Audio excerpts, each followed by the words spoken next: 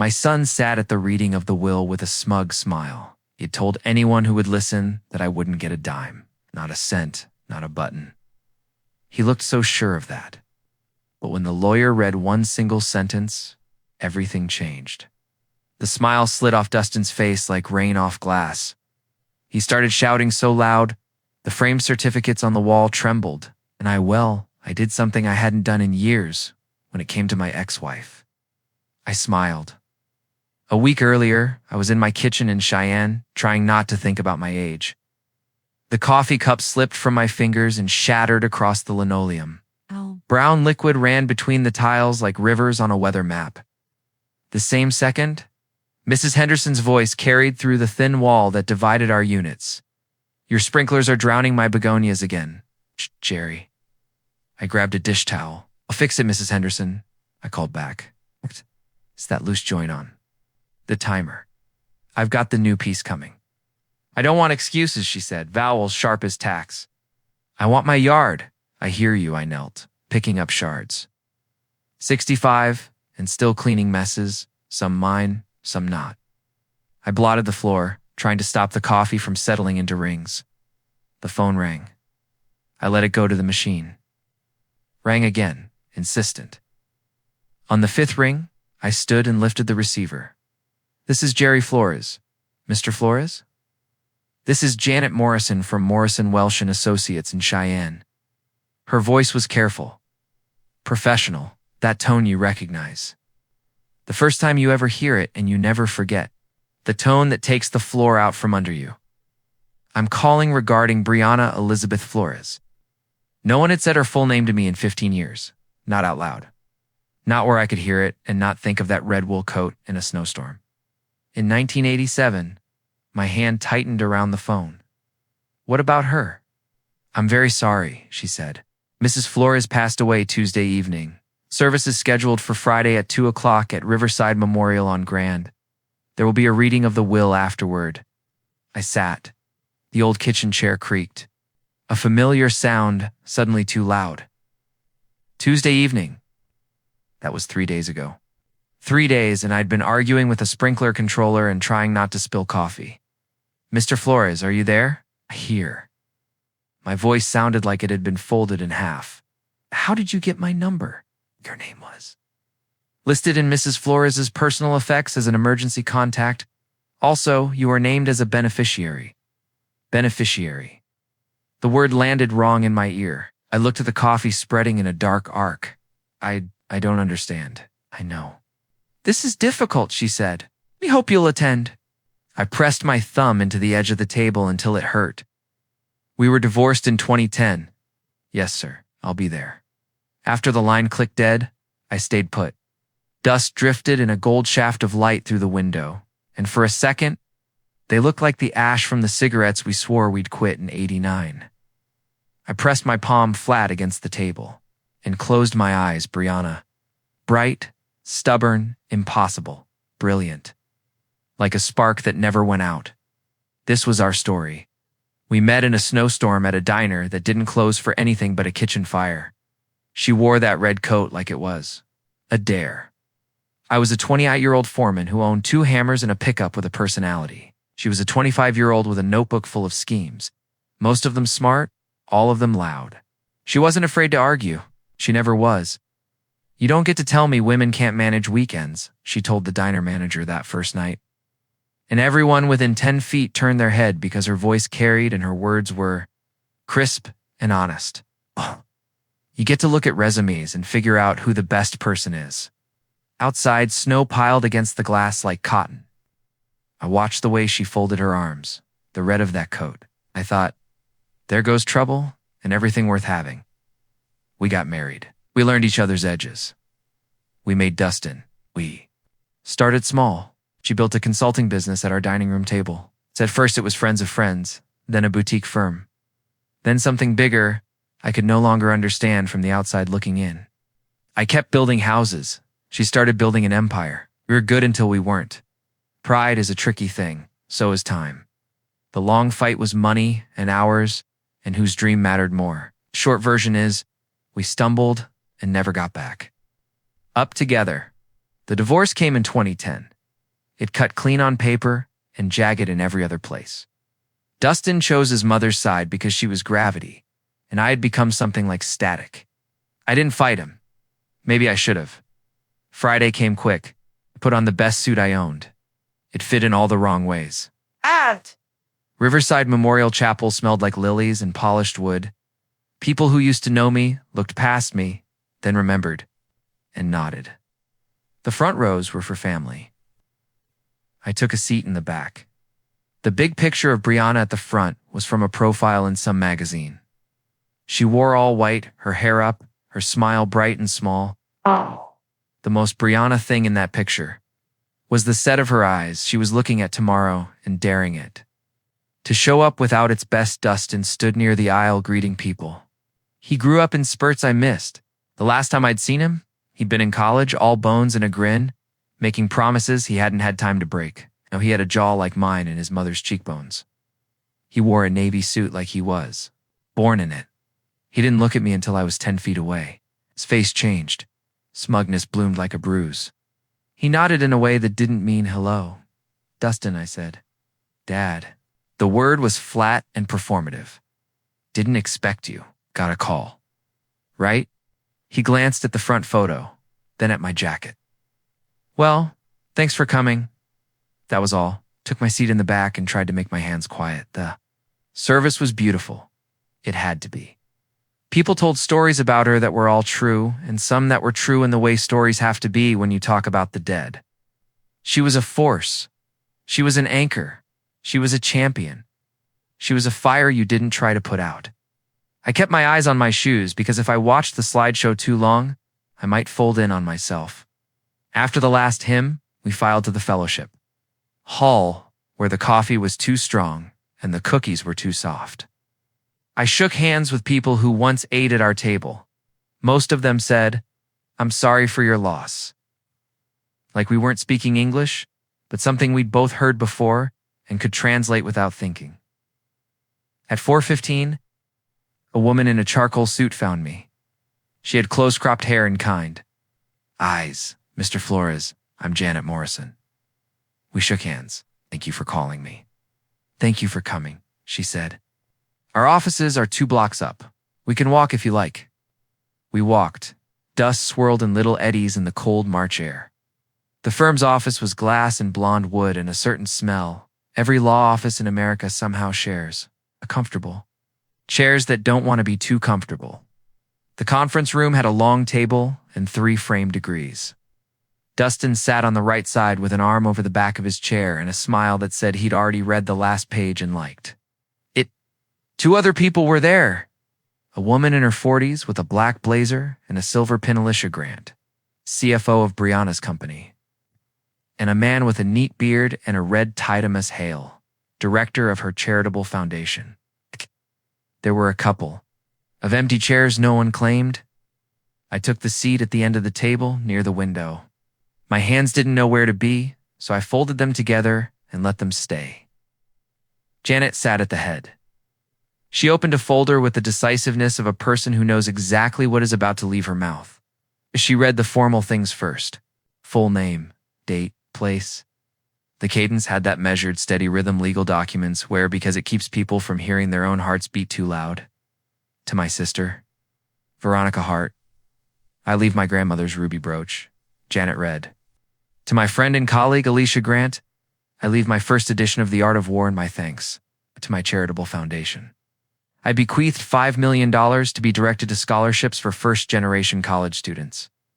Alicia's mouth tightened in a way that meant thanks had landed somewhere internal. Thomas nodded once, a little like the foundation's gears were already turning. And to my son, Dustin Elias Flores, Janet continued, I leave the residue of my estate, valued as of this writing at $34 million to be placed in the Dustin E. Flores Residuary Trust. Dustin's smile grew. He glanced at me. It said, see? He leaned back farther, ankle on knee, like he was posing for a magazine that would never feature me. Janet took a breath. The trust, she read, shall be administered by an independent trustee with full and absolute discretion to make distributions for Dustin's health, education, maintenance, and support, including, without limitation, reasonable housing, and basic expenses. It is my intent that my son grow into a working, contributing adult, and that he learn patience, responsibility, and respect. Dustin's ankle fell from his knee to the floor. The smile flickered. The lifetime of expectation in his face didn't disappear so much as it leaned forward to listen. The trustee, Janet said, and here's where she paused the length of a heartbeat, shall be my former husband, Jerry Flores. The room became a different room. Dustin's head snapped toward her like someone had pulled a string. A color I hadn't seen since he was 10 spread up his neck to his cheeks. What? It came out 2 syllables, both sharp. Janet kept going because that is her job. I appoint my former husband, Jerry Flores, as sole independent executor of my estate, and as sole trustee of the Dustin E. Flores Residuary Trust, in his absolute discretion, and without court supervision or approval, he may determine what constitutes health, education, maintenance, and support. My intent is that he act as a father. If he errs, I want him to err on the side of grace. The air had weight, the certificates. On the wall did a tiny companionable tremble. Or maybe that was my heart. Dustin stood so fast the chair legs squealed on the floor. No, he said. No. She wouldn't. His fist came down on the table so hard, Thomas flinched. She wouldn't do this. She knew. She knew he stopped.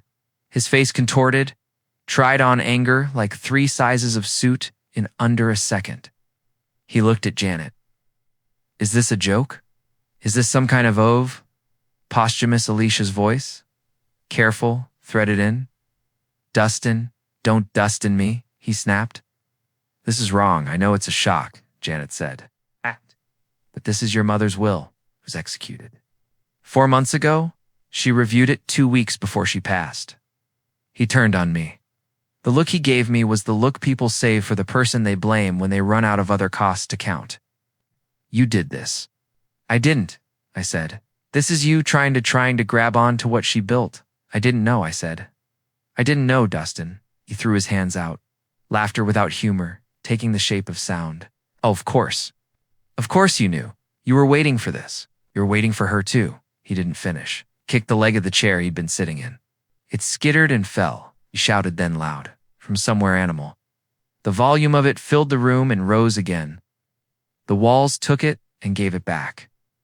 For a second I saw the boy who used to scream when we said no, when we took the cookie jar away, when we told him to say sorry, even if he didn't mean it yet. I didn't move. I couldn't. Something inside me was both breaking and knitting. I looked at the table, at Janet's calm hands, at the way Alicia's jaw worked like she was chewing a thing made of glass. And in the middle of that storm, a single, small, quiet thing cracked open in me. It was the knowledge that Brianna had said my name out loud and put it somewhere that mattered, for a reason. It was the trust she hadn't given me in 15 years, now handed back in black ink. I smiled. Right. It wasn't triumph. It wasn't spite. It was the small, stunned smile of a man who's been found worthy by someone who knew all his failings. Sit down, Thomas, said softly to Dustin. Please. Dustin didn't. He pressed his palms to the table and leaned across it at me. You're not keeping this, he said. I'll take you to court. I'll get you removed. Well, Dustin, Janet said, in that tone that ends fights without raising volume. There are procedures if you want to challenge a will. For now, we need to finish. He made a sound that wasn't a word. He straightened, grabbed the fallen chair, set it upright, then paced 2 steps and sat back down. His hands shook. Looked like the kind of angry that has to be careful where it lands, or it will hit something it can't unbreak. Janet finished reading. There were clauses about taxes, about what to do if I predeceased Dustin, about the usual contingencies. Slid a single sealed envelope across the table to me. Mrs. Flores left this for you, she said. My name was on the front in Brianna's handwriting. I knew that curve. I had watched it sign mortgage papers and parent permission slips and the back of photographs. Thank you, I said. My voice. Didn't sound like mine, Mr. Flores, Alicia said. She had a way of making every address sound like it had both respect and warning in it. There will be logistics, payroll, accounts. The trust will require, I know, said, though I barely did. Janet and I will coordinate, she said. For now, Dustin, if you need anything what I need, he said. Not looking at her is for this to not be real. No one had the right words for that. Maybe words never work for the denial stage. We sat in the quiet for a few seconds while the HVAC hummed. Somewhere down the hall, a copier hiccuped. Janet cleared her throat. We can reconvene Monday too. Discuss next steps. Dustin, my office will send you copies and an overview of your rights. Mr. Flores, you'll need to come by tomorrow morning to sign some initial documents. Okay, I said. Thomas stood and we followed. In the lobby, Dustin lingered by the glass doors, his face reflected over the blur of 6th Avenue traffic. He looked tired. He looked like a person who'd been handed the wrong script and asked to play the part anyway. Dustin, I said. He didn't turn. Don't, he said. I didn't know. Don't, he said again, and walked out into the cold. We all watched him go. Leisha tucked her hair behind her ear and said to Janet, I'll walk over to the firm Monday with the asset schedules. I'll be there, Janet said. Jerry, Mr. Flores tomorrow at 10? 10, I repeated. I left the building with the letter in my coat. The sky had that late winter brightness that makes the air look like glass. My breath ghosted. In front of me, I thought about what it means to be someone's trustee and what it means to be someone's father, how those are the same job in ways no one writes on paper. I thought about Dustin as a kid, heat rolling off him when he slept, the sweat dampening his hair in July. I thought about the wedding ring I'd put in a drawer the night. We finally said it out loud and knew we couldn't gather the pieces back into anything useful. I thought about the last time I saw Brianna's face in person. It was at a coffee shop on the south side last summer. She'd asked me to meet. She was late. She arrived with a wind like she always did, and she looked too thin and too stubborn. You look good, Jerry, she said. You look soft, like a couch. She smirked, like a man who decided to stop pushing the ocean. You look tired, I said. I am, she said. And then I want to ask you something. She tapped her cup.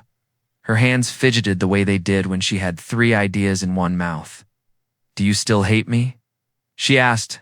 I never hated you, I said. You should have, she said. It would have made some things easier. We sat in the quiet until our cups were empty. She told me then about little things I didn't deserve to hear and big things I didn't want to ask about. She didn't mention a will. She didn't mention a trust. She did the thing she used to do, which is talk about Dustin until she had to turn her head because the love was too loud to say straight into a person's face. On the bus ride home that day, I had the unkind thought that maybe she was tying up loose ends. I shook it off. I didn't want to think about what that kind of tying meant. Back in my apartment, I washed the coffee rings off the floor. The towel turned brown and then lighter. Mrs. Henderson's TV murmured some game show through the wall. I set the letter on the table and sat. It took me 5 minutes to open it. The paper inside was thick. Her handwriting was the same. The first line was my name. Jerry, if you're reading this, it means I ran out of time to say it again. That was Brianna. No cushioning. No run-up. Just the thing. Placed on the table between us like a map you have to look at to know where you're going. I read, I know what you're thinking, she wrote. You're thinking this puts you in the path of a tornado, and you are not wrong. But I know our son. I know the people around him. I know the men who will tell him he deserves the world without lifting a hand, the women who will tell him yes because his name buys easy smiles, and the small levers he will use to get out of hard things. He is kind, he is smart. He is also spoiled in the ways I made him. I am sorry for that. You are the only person I trust to tell him no and mean it, and then show up again anyway. It will take a backbone and a tenderness I did not always deserve from you. This asks everything. I am asking everything. I need you to protect him, even for money that wears our name. I set the letter down and stared at the ceiling. Tears don't hit at my age the way they do at 20. They come slower, heavier. One fell warm on my cheekbone and surprised me enough. I wiped it away like a mosquito. I laughed at myself, sudden, sharp. Then I put my hand over my face and breathed. The next morning, I was at Janet's office at 10. We signed the pieces that make a trust real.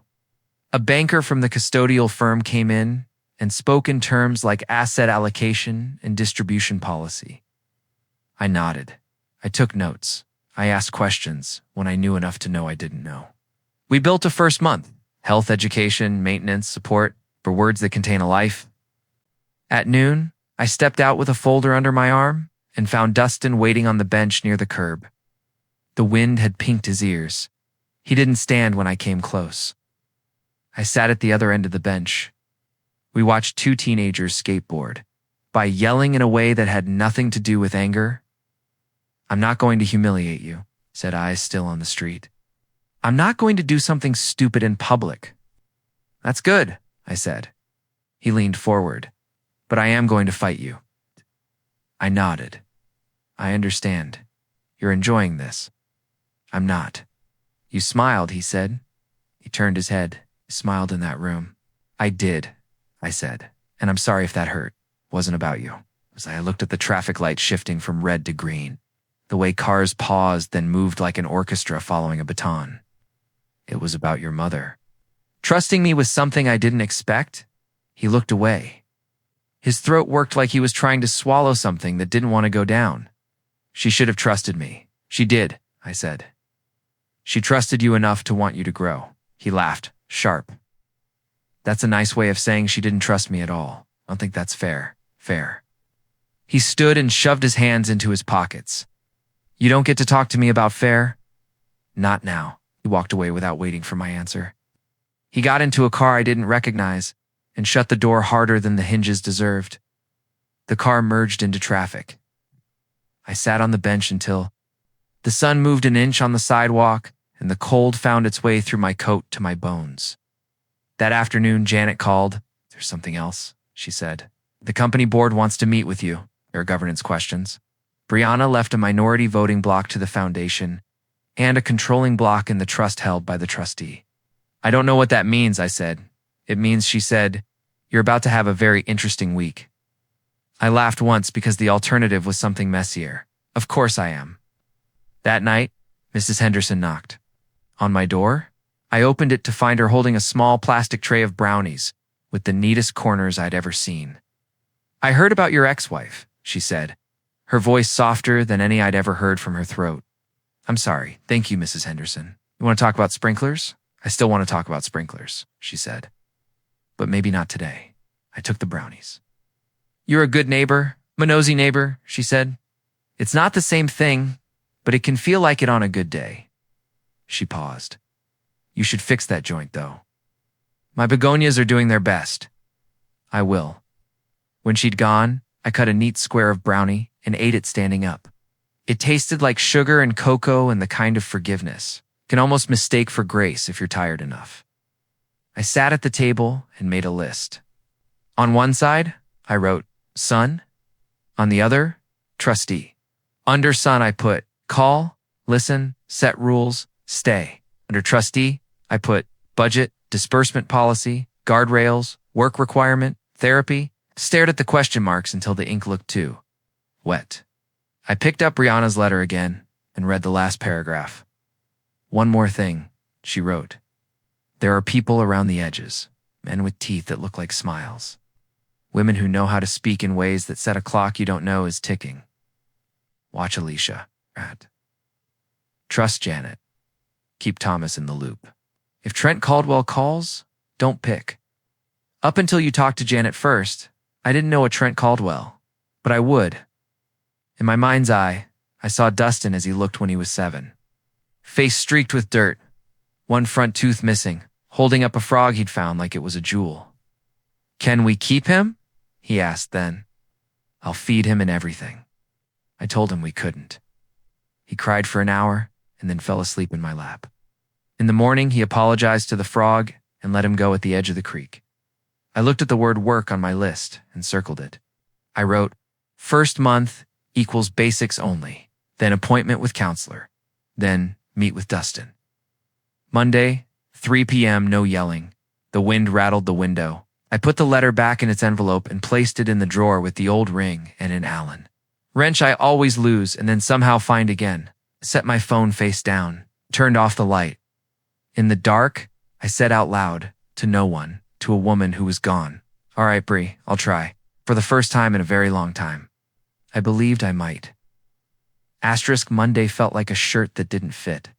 I woke up before the sun and made coffee strong enough to stand a spoon upright, then stood at the sink staring into the black surface like it might show me where to put my feet next. I wrote down 3 words on an index card and propped it against. The sugar bowl, steady, fair, patient. Brianna would have rolled her eyes and said, "You forgot stubborn." Maybe I did. Janet called at 8:15. Board meeting at 10. BEF Strategies headquarters on Evans and 13th, she said. There's a security desk, tell them. You're there for Alicia or me. Beth, I repeated. Brianna Elizabeth. Flores. She liked her initials, Janet said. And for a second, I heard affection slip through the professional polish. One more thing, bring the trust binder I gave you. They might ask to see the section on voting rights. I looked. At the leather-bound folder on my table, felt heavier than paper. I'll be there. On the bus to downtown, I watched 2 little girls in puffy jackets count the stops and whisper conspiratorially over a pink backpack. Their mother slept sitting up, a gift I never learned. The bus clicked through lights. The city moved like it always does after a funeral, as if nothing happened and everything had.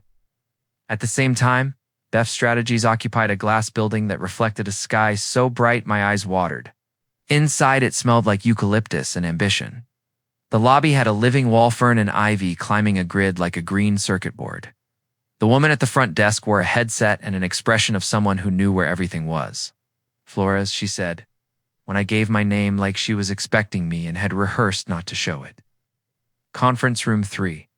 Ms. Grant and Ms. Morrison are waiting. I rode the elevator with a man in a navy suit whose cologne was expensive, enough to announce its own resume. He got out on 12. I got out on 10.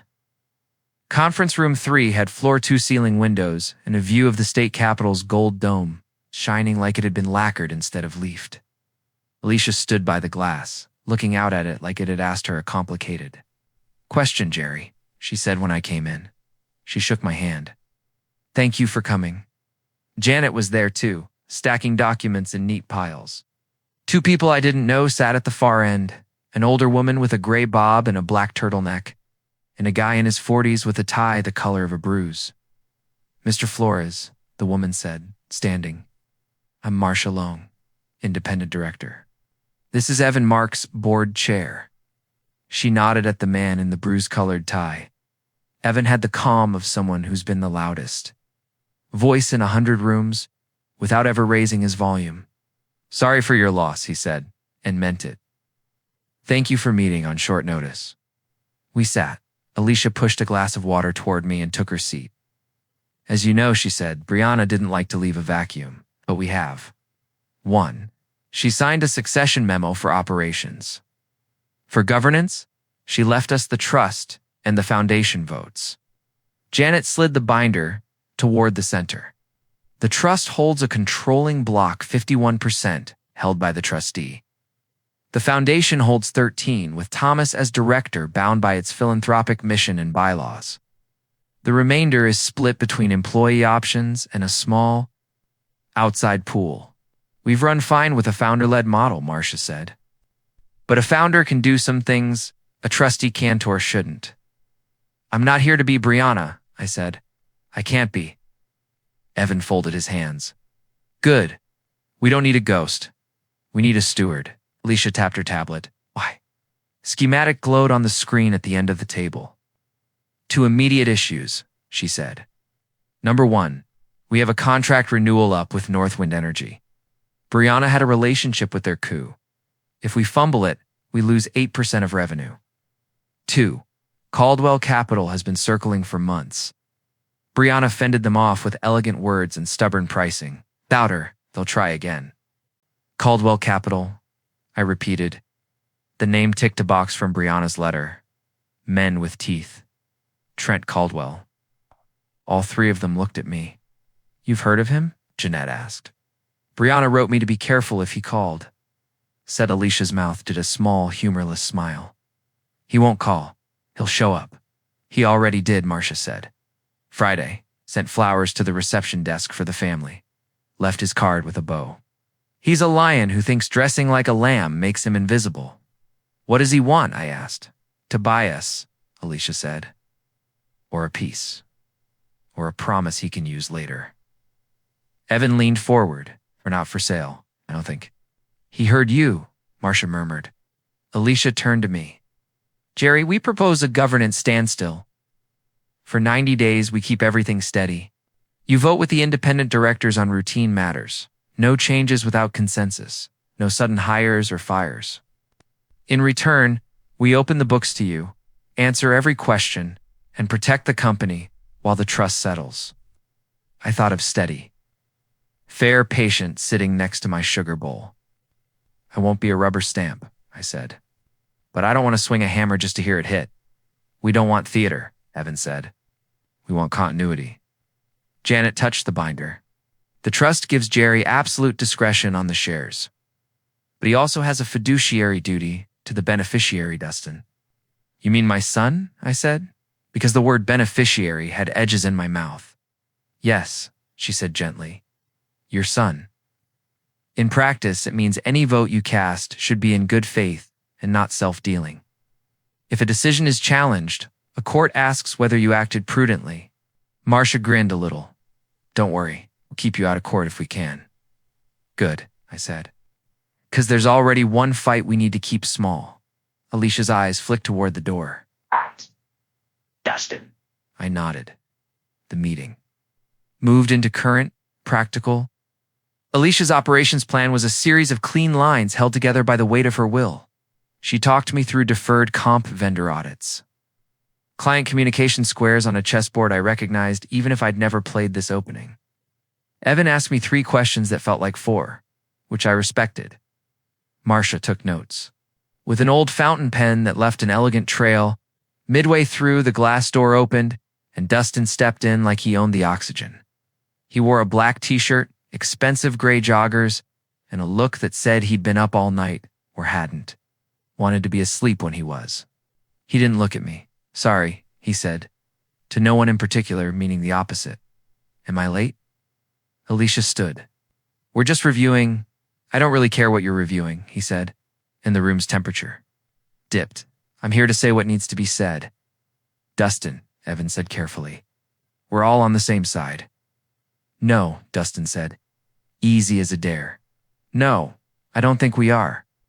Because my mother left me control of this company, and somehow my father, who hasn't sat at a Thanksgiving table with me in over a decade, thinks he gets to babysit my money and my life. I exhaled slowly and looked at my hands. They didn't shake. The company is separate, I said, but I hear you. Don't patronize me, Dad. I'm not, I said. I'm stating a fact. This meeting is about governance. We can talk about your distributions separately. Good. Then talk, he said, throwing himself into a chair like a word. Because here's what I want. I want out of my apartment, which is a closet with a lease. I want the loft on Blake Street. I want the Tesla I ordered in June. I want a card I can swipe without asking permission to buy lunch. I want to hire a PR firm to manage this narrative. Because people already think I'm some spoiled kid whose mommy left him a mountain, and that's not the story. I've been working on a startup for a year. It's almost ready, and I'm not going to kill it because you think poor builds character. He ended with his eyes on me, bright and angry and young. And I saw him at 12, at 8, at 4. Well, already a muscle. Okay, I said. The room tilted a little as everyone realized I wasn't going to say no yet. Here's what I can do under the trust standard. Hymns, Janet murmured. Health, education, maintenance, and support. The trust allows me, I corrected, because the language mattered. To make distributions for your health, education, maintenance, and support. Here's the framework for the first month. I took out the piece of paper I'd folded 4 times and flattened it on the table. Housing, to $2,500 a month. That covers a decent place, not the loft on Blake, which is 5 times that. But you won't be sleeping on a couch unless you choose to. Transportation, a safe. Reliable car up to $30,000. You can buy a sensible used Tesla with that, but not the Plaid. I can also approve insurance and maintenance. Health insurance premiums covered. Therapy if you want it. I think you should want it. Y'all should. Support, $3,500 a month stipend. On a card, not cash. You don't need permission to buy lunch. You do not use it for gambling or other vices. It's tracked. That's not mistrust. That's stewardship.education. If you enroll in any program, traditional or otherwise business courses, coding, boot camp, welding school, doesn't matter, I'll pay tuition and books. Work. You will work at least 20 hours a week. At the company, at the foundation, anywhere that issues a schedule and expects you to show up. You can work for your startup on your own time. But if you want me to fund it, Tevin, a little you will produce a business plan, a budget, and a timeline. And you will accept a mentor. Alicia approves. I looked up at him. This is not punishment. This is your mother asking me to be a father. Silence took a chair. Alicia looked like she'd been holding her breath since the word stipend. Marcia's fountain pen hovered. Evan watched Dustin like he might watch a candle near a curtain. Dustin laughed, small and disbelieving. You're kidding. I'm not. You think I'm going to clock in somewhere? You think I'm going to let you micromanage my life with an allowance? I said we both have work to do. Mine is to guard this trust. Yours is to build your life. He stood up so quickly his chair tipped and clattered. You can keep your card, he said. I'll find my own money. Dustin, Janet said, tone neutral and precise. A word of caution. The trust includes a no contest clause. If you file a challenge without probable cause, you risk limiting distributions to minimum basic support. He looked at her like she'd changed. Languages mid-sentence. You think I'm scared of a clause? I think you should be careful who advises you, she said. Some people profit from burning bridges they never have to cross. Listen, then Alicia, then back. The boy and the man in him wrestled. Finally, he pointed at me with a hand that shook. You think this makes you a hero? He said. It makes you a jailer? He left without slamming the door. The soft click somehow sounded worse. Alicia rested her forehead against her fingertips for a second. Then she straightened. We'll keep moving, she said. We have a client dinner at 6. If Caldwell shows, don't feed him. I laughed. Once, because I couldn't not. It sounded like something breaking and something being built using the broken pieces. We finished the meeting on pragmatic notes. Cash flow, key personnel, crisis communications. Evan and Marcia walked me out. The lobby, a delivery man wheeled in, 2 arrangements big enough to christen a yacht white lilies and chartreuse orchids. A ribbon trailed from one. I read the card without touching it, in elegant black ink. Condolences. Let's build on Brianna's legacy together. TCC, Marcia said under her breath. Lamb's clothing, stepped out into late morning. Cold that made my eyes water again. On the sidewalk half a block down, I saw Dustin. He was talking to a man I knew without knowing. Tan in a way Wyoming's sun doesn't make you. Gray at the temples like a stylist planned it, smiled too white. Even from a distance, I could see his shoes. Men like that always wore shoes that looked like they'd never seen rain. Trent Caldwell put a hand on my son's shoulder. Dustin did not flinch. I stopped. For a second, I thought about walking over, introducing myself, telling the man in the perfect suit to take his hand off my child. Then I thought about Brianna under a sky she would never see change again. I thought about the word steady, and I kept walking forward, past them. Jerry Caldwell called, because of course he knew me immediately. Men like him never missed an entrance. He smiled. It's the kind with teeth. Mr. Caldwell, I said without offering my hand. He laughed like we were old friends. Trent, please. I was just telling Dustin we should all sit down. No need for hostilities. My number hasn't changed, I said. Your card says you know how to use a phone. I looked at Dustin. You and I have an appointment. At 3, I'll be at the foundation office. He bristled. I don't work for you. It's a public building with good coffee, I said. Make your own choices. Caldwell watched the exchange like a biologist studying a new species. 3 it is, he said smoothly. Till then, can I borrow your son? I'd love to hear about his startup. That's up to him, I said. Dustin smirked a little. Don't worry, Dad. I'll be home before curfew. He walked away with Caldwell, and I felt something in me try to stand up and something else in me make it sit. I put my hands in my coat pockets because if I didn't, I might use them. Thomas's office at the foundation felt like a different country. The reception area had a mural of kids in graduation gowns tossing caps, and the air smelled like coffee and paper. He met me with a hug I didn't expect and wasn't comfortable. Refusing, how bad, he asked. Define bad. He winced. He's grieving, in ways none of us like to admit. I know, I said. Doesn't make Caldwell less of a shark. Thomas closed his door and sat. Rihanna kept Caldwell at bay with 2 things. Numbers and narrative. We still have the numbers. The narrative is wobbly. What narrative? Asked. She told a story. We build companies that do good work, and we build people. The foundation's scholarship was the point of the arrow. It made corporate consultants look like something else. I nodded. If that story breaks, Caldwell says, let me fix it. For a price. We spent an hour talking about the scholarship fund. The folder on his desk made something in my chest open the list of first-generation students from towns like the one I grew up in. Names I didn't know attached to dreams I recognized by the shape alone. Thomas asked if I would consider sitting on the selection committee this year. I said yes before my brain caught up with my mouth. It felt like a piece that fit. Bring Dustin, Thomas said. Tell him he can disagree with me about criteria. He'll love that. I told him I'd be here at 3, I said. We'll see. We did see. At 3:20, Dustin walked in. He looked like he'd been scrubbed with expensive soap in a story. He nodded at Thomas and took the chair across.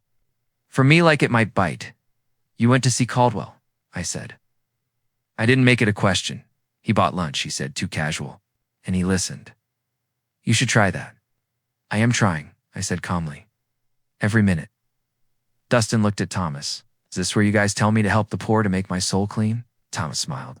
This is where I tell you we have 100 applicants and only 20 scholarships. We're going to make some kids' year and break some hearts, and none of that feels clean. Dustin's mouth quirked in a way I recognized from his mother when she almost respected Anne. Answer she didn't like. Okay, he said. Show me the files. Oh! He lasted 20 minutes before the phone in his pocket buzzed and broke the spell. He stood abruptly. I have to go. Of course you do, I said, because steady did not mean silent. We're meeting again tomorrow. Wait, for what? For a job, I said. 20 hours a week? Admin at the foundation? Thomas could use you. Thomas raised his eyebrows, an honest "oh." He hadn't planned to say or, I said, not looking away, you can work at the company, stuffing swag boxes or learning. Accounts payable. Or you can find a job on your own. But you will work. Dustin's laugh this time was softer. You're serious, steady, fair, patient, I said. Pick one to be mad at. He left without answering. Thomas whistled. Softly, you're making him choose to show up. That's a hard thing to do to someone who's used to the world showing up for him. I know, I said. Hey. I also know he's smarter than he let Caldwell think. Thomas's phone buzzed. He glanced at it, frowned. Caldwell's PR team. Just put out a feeler anonymous, but obvious. They're shopping a story. Founder's son cut off by cold ex-husband, trustee. My stomach did a little off-key drum roll. Of course they are. Janet called an hour later. Don't read the comments, she said without hello. I don't know where the comments are, said honestly. Keep it that way, she said. We'll put out a statement tomorrow, honoring Brianna's wishes. Trust serves Dustin's. Best interests, privacy, etc. Alicia's prepping staff. Don't respond directly. Let us handle the oxygen. Caldwell isn't going to wait, I said. He never does, she said. He's also careful, doesn't defame, implies. He wants you to overreact. I went home with a headache I could feel in my teeth. Mrs. Henderson was on her stoop, watering the begonias. Like our corner of the world could still be coaxed into cooperating. You looked like you lost a fight you didn't start. Fine, I said automatically. Liar, she said, without heat. You want meatloaf? And I made too much. I won't argue with meatloaf, I said. She dished me a plate at her tiny kitchen table and told me about her sister's knee replacement. I watched her hands move and thought about how much of love is feeding someone something warm.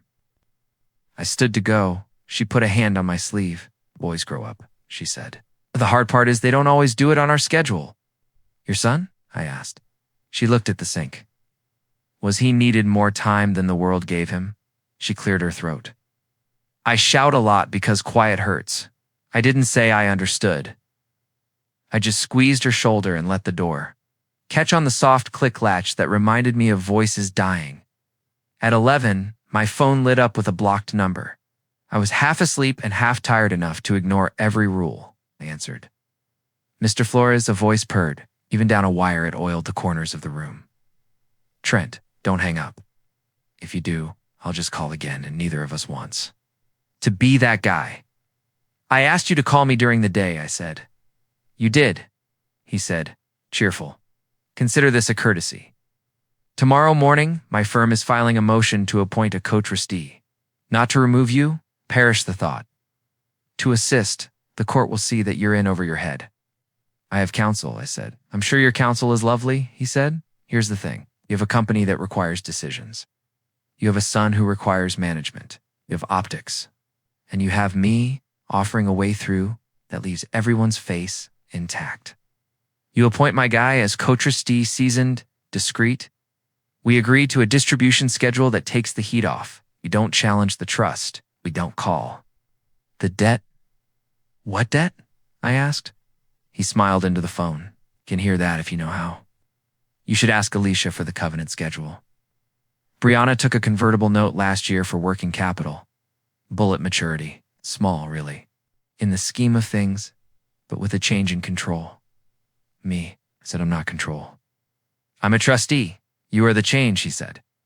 Call it governance. Call it optics, or rose by any other name. The note has an acceleration clause on key person impairment. Lovely phrase. Oh. Without Brianna, someone can call it. Is someone? Like, say us. You hold the note, I said.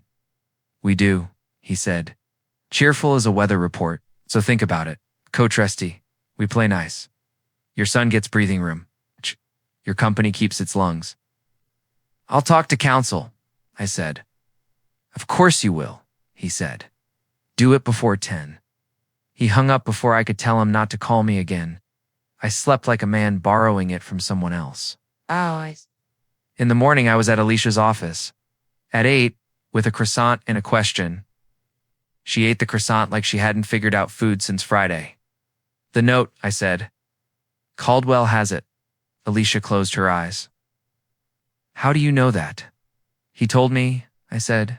She swore. Softly, Brianna took a small convertible. $5 million. We were tight last year. Client payments lagged. She didn't want to cut staff. The note had fair terms, till she insisted on one clause. No conversion without her approval. Here now. And now she's not here to approve. The key person language is standardish. We meant it. As a poison pill to keep bottom feeders from trying to take a piece. Caldwell bought the debt from the original note holder 2 months ago. He sniffed weakness. Can he call it? I asked. He can try, she said. If he does, we can pay it. We have cash. It will hurt, but we can. The problem is the signal, it says. Founder gone, company weak, predators welcome. I nodded. So we pay him and give him the headline anyway. Unless, she said, looking at me over the rim of her mug, we give him a different story. What story? That the founder left a steward who won't be bullied, she said. We announce we're endowing the scholarship fund for 10 years. We announce a profit-sharing pool for non-executive staff. We announce we're donating a playbook on how to scale ethically to every community college in the state. It burns cash in the short term, but it tells the market we're not retreating. It also makes Caldwell look like the man trying to keep first-gen kids out of a classroom. It was audacious. It was Brianna. It was nuts. I'll talk to Janet, I said, but my gut says yes. Good, Alicia said. Because my gut says Caldwell's already at breakfast with your son. offering him a watch and a way to feel like a man. He was. He posted a photo to his feed at 9:12. A cappuccino, a pastry, a wrist wearing a Patek that cost as much as a car. The caption, building, #legacy, double quotes. The comments made me glad I still didn't know where to find the worst of the internet. Janet met us at 10 with a face that said she'd slept less than I had. We talked through the note, the optics, the trust. She said, "What lawyers say in there? Careful voices. We can defend against a co-trustee motion. It will be messy. He's trying to throw you off your balance. Don't let him. I won't." I said, and believed it for at least an hour. Dustin didn't show at the foundation at 3. He texted at 3:07. "Can't. Busy. I'll get my own job. Don't wait up." I wrote back, "Okay. Proud of you for working. Remember, we're on the same team, even when it doesn't feel like it. Dinner at 7 at Murphy's if you want it." He didn't respond. At 6, I went to Murphy's anyway, the old diner where I'd met his mother. The snow out the window was gone, replaced by spring rain that sounded like static on a good song. The waitress called me honey and brought me meatloaf that somehow tasted nothing like Mrs. Henderson's and exactly like itself. When I got home, there was an envelope pushed under my door. No return address. Inside was a photocopy of a document I'd never seen, a side letter from 3 years ago. Brianna's signature, Caldwell's language I understood enough to know it wasn't friendly. A handwritten note in black ink at the bottom said, "She knew the cost. Do you?" My phone buzzed. Unknown number. A text this time. TikTok. I looked at the side letter until the lines blurred and pulled into one. I thought about Brianna making a deal because she loved her employees too much to cut them loose. I thought about Caldwell smiling while he sharpened the knives. I thought about my son wearing a watch he didn't buy with a caption that wasn't. His words, "I called Janet. I've got something you need to see," I said. "Bring it," she said. "And Jerry, don't be alone tonight." "I'm fine," I lied. "I mean it," she said. "Caldwell doesn't do violence. He does pressure. It's worse." I looked at the clock on my microwave, stuck blinking 12 o'clock like it had been blinking 12 o'clock all its life. I thought about calling Dustin. I didn't. I put on my coat and left the apartment with the letter in my pocket and Mrs. Henderson's hallway smelling like lemon cleaner and grief. Outside, the air tasted like rain sharpening into hail. Somewhere in it, I could hear Brianna's laugh, lacquered with bravado and streaked with fear she never confessed. I reached for the handrail and took the stairs slow, steady. At the bottom, I exhaled a prayer that sounded like a promise. "All right, Bree. Round 2. Janet's office at night felt like a different kind of church hushed, fluorescent, full of paper that could save you or damn you depending on where the commas sat. She read the side letter twice, lips moving the second time, then placed it on the conference table like it might bite. "Where did this come from?" she asked. "Under my door," I said. "No return address." Janet's jaw worked. "He wants you rattled." "Mission accomplished," I said. She slid the sheet to me again and tapped one paragraph with a fingertip. "Here. This is what he wants you to see." "And here," she tapped again. "This is what he doesn't mind if you miss." I leaned in. The letter was on Caldwell capital letterhead, dated 11 months back. Between the legalese and the polite threats, 2 things stood out. Brianna had signed a personal guarantee on the company's convertible note. If Beth couldn't pay, her estate would. The definition of key person impairment included a phrase that made the room tilt. Material medical impairment rendering the key person unable, in the reasonable judgment of the lender, to perform essential functions for a period exceeding 8 consecutive weeks. There was a short side clause 1 sentence that shouldn't have been as loud as it was. Borrower acknowledges ongoing immunotherapy and agrees to maintain continuity of operations during treatment cycles. I sat with that until my pulse stopped sounding like a faucet left running. "She was sick," I said. "For at least a year." Janet's eyes were careful. "That's what it says." The table shifted under my palms, or maybe it was me. The coffee shop last summer. The way she'd said "I'm tired" and meant it. The way she had touched her cup like it was the only hot thing she could hold. I had missed it, or I had seen and set it aside because seeing meant taking on something neither of us had words for. Janet tapped another section. And this is Caldwell's real lever, the covenant. No restricted payments in excess of $1 million. In any fiscal year without prior written consent of lender, he'll call any big charitable spend a restricted payment, we announce. A 10-year endowment tomorrow, he'll throw a default notice on our desk before lunch. I breathed out, picked the letter up, put it down, and the personal guarantee means he can file a claim against the estate for the balance, plus a breakage fee that would make my law school professor blush, she said. It shrinks the residuary trust. That's leverage on you and Dustin. I pressed my hands together until my knuckles went white. She did this to keep payroll going, yes, Janet said. And to keep Caldwell from calling the note. While she was in treatment, she bought time. She was always very good at buying time. Did Alicia know? I asked. She knew about the note, Janet said. This side letter? Maybe, maybe not. Brianna was compartmentalized. I looked at Brianna's signature, her flourish, the way the B looped like a question mark. She was alone with this. Janet's voice softened. She didn't want to be pitied. I heard what Janet didn't say. She didn't want to tell. We made a plan, not the kind you put on a poster, the kind with 3 branches, because the first 2 will probably break. PR, first thing, control the narrative. Scholarships, profit sharing, playbook. But we size the numbers so we don't trip the covenant. We announce intent, not final amounts, legal at 9. Caldwell files to appoint a co-trustee, we respond. Out. We do not take his bait in public. We do not answer his late-night calls. Finance. At 10, if he threatens to call the note, the board votes whether to pay it off immediately. It hurts. It removes his hook. At home, I put Brianna's side letter in the drawer with her first letter in the old ring. The apartment felt small.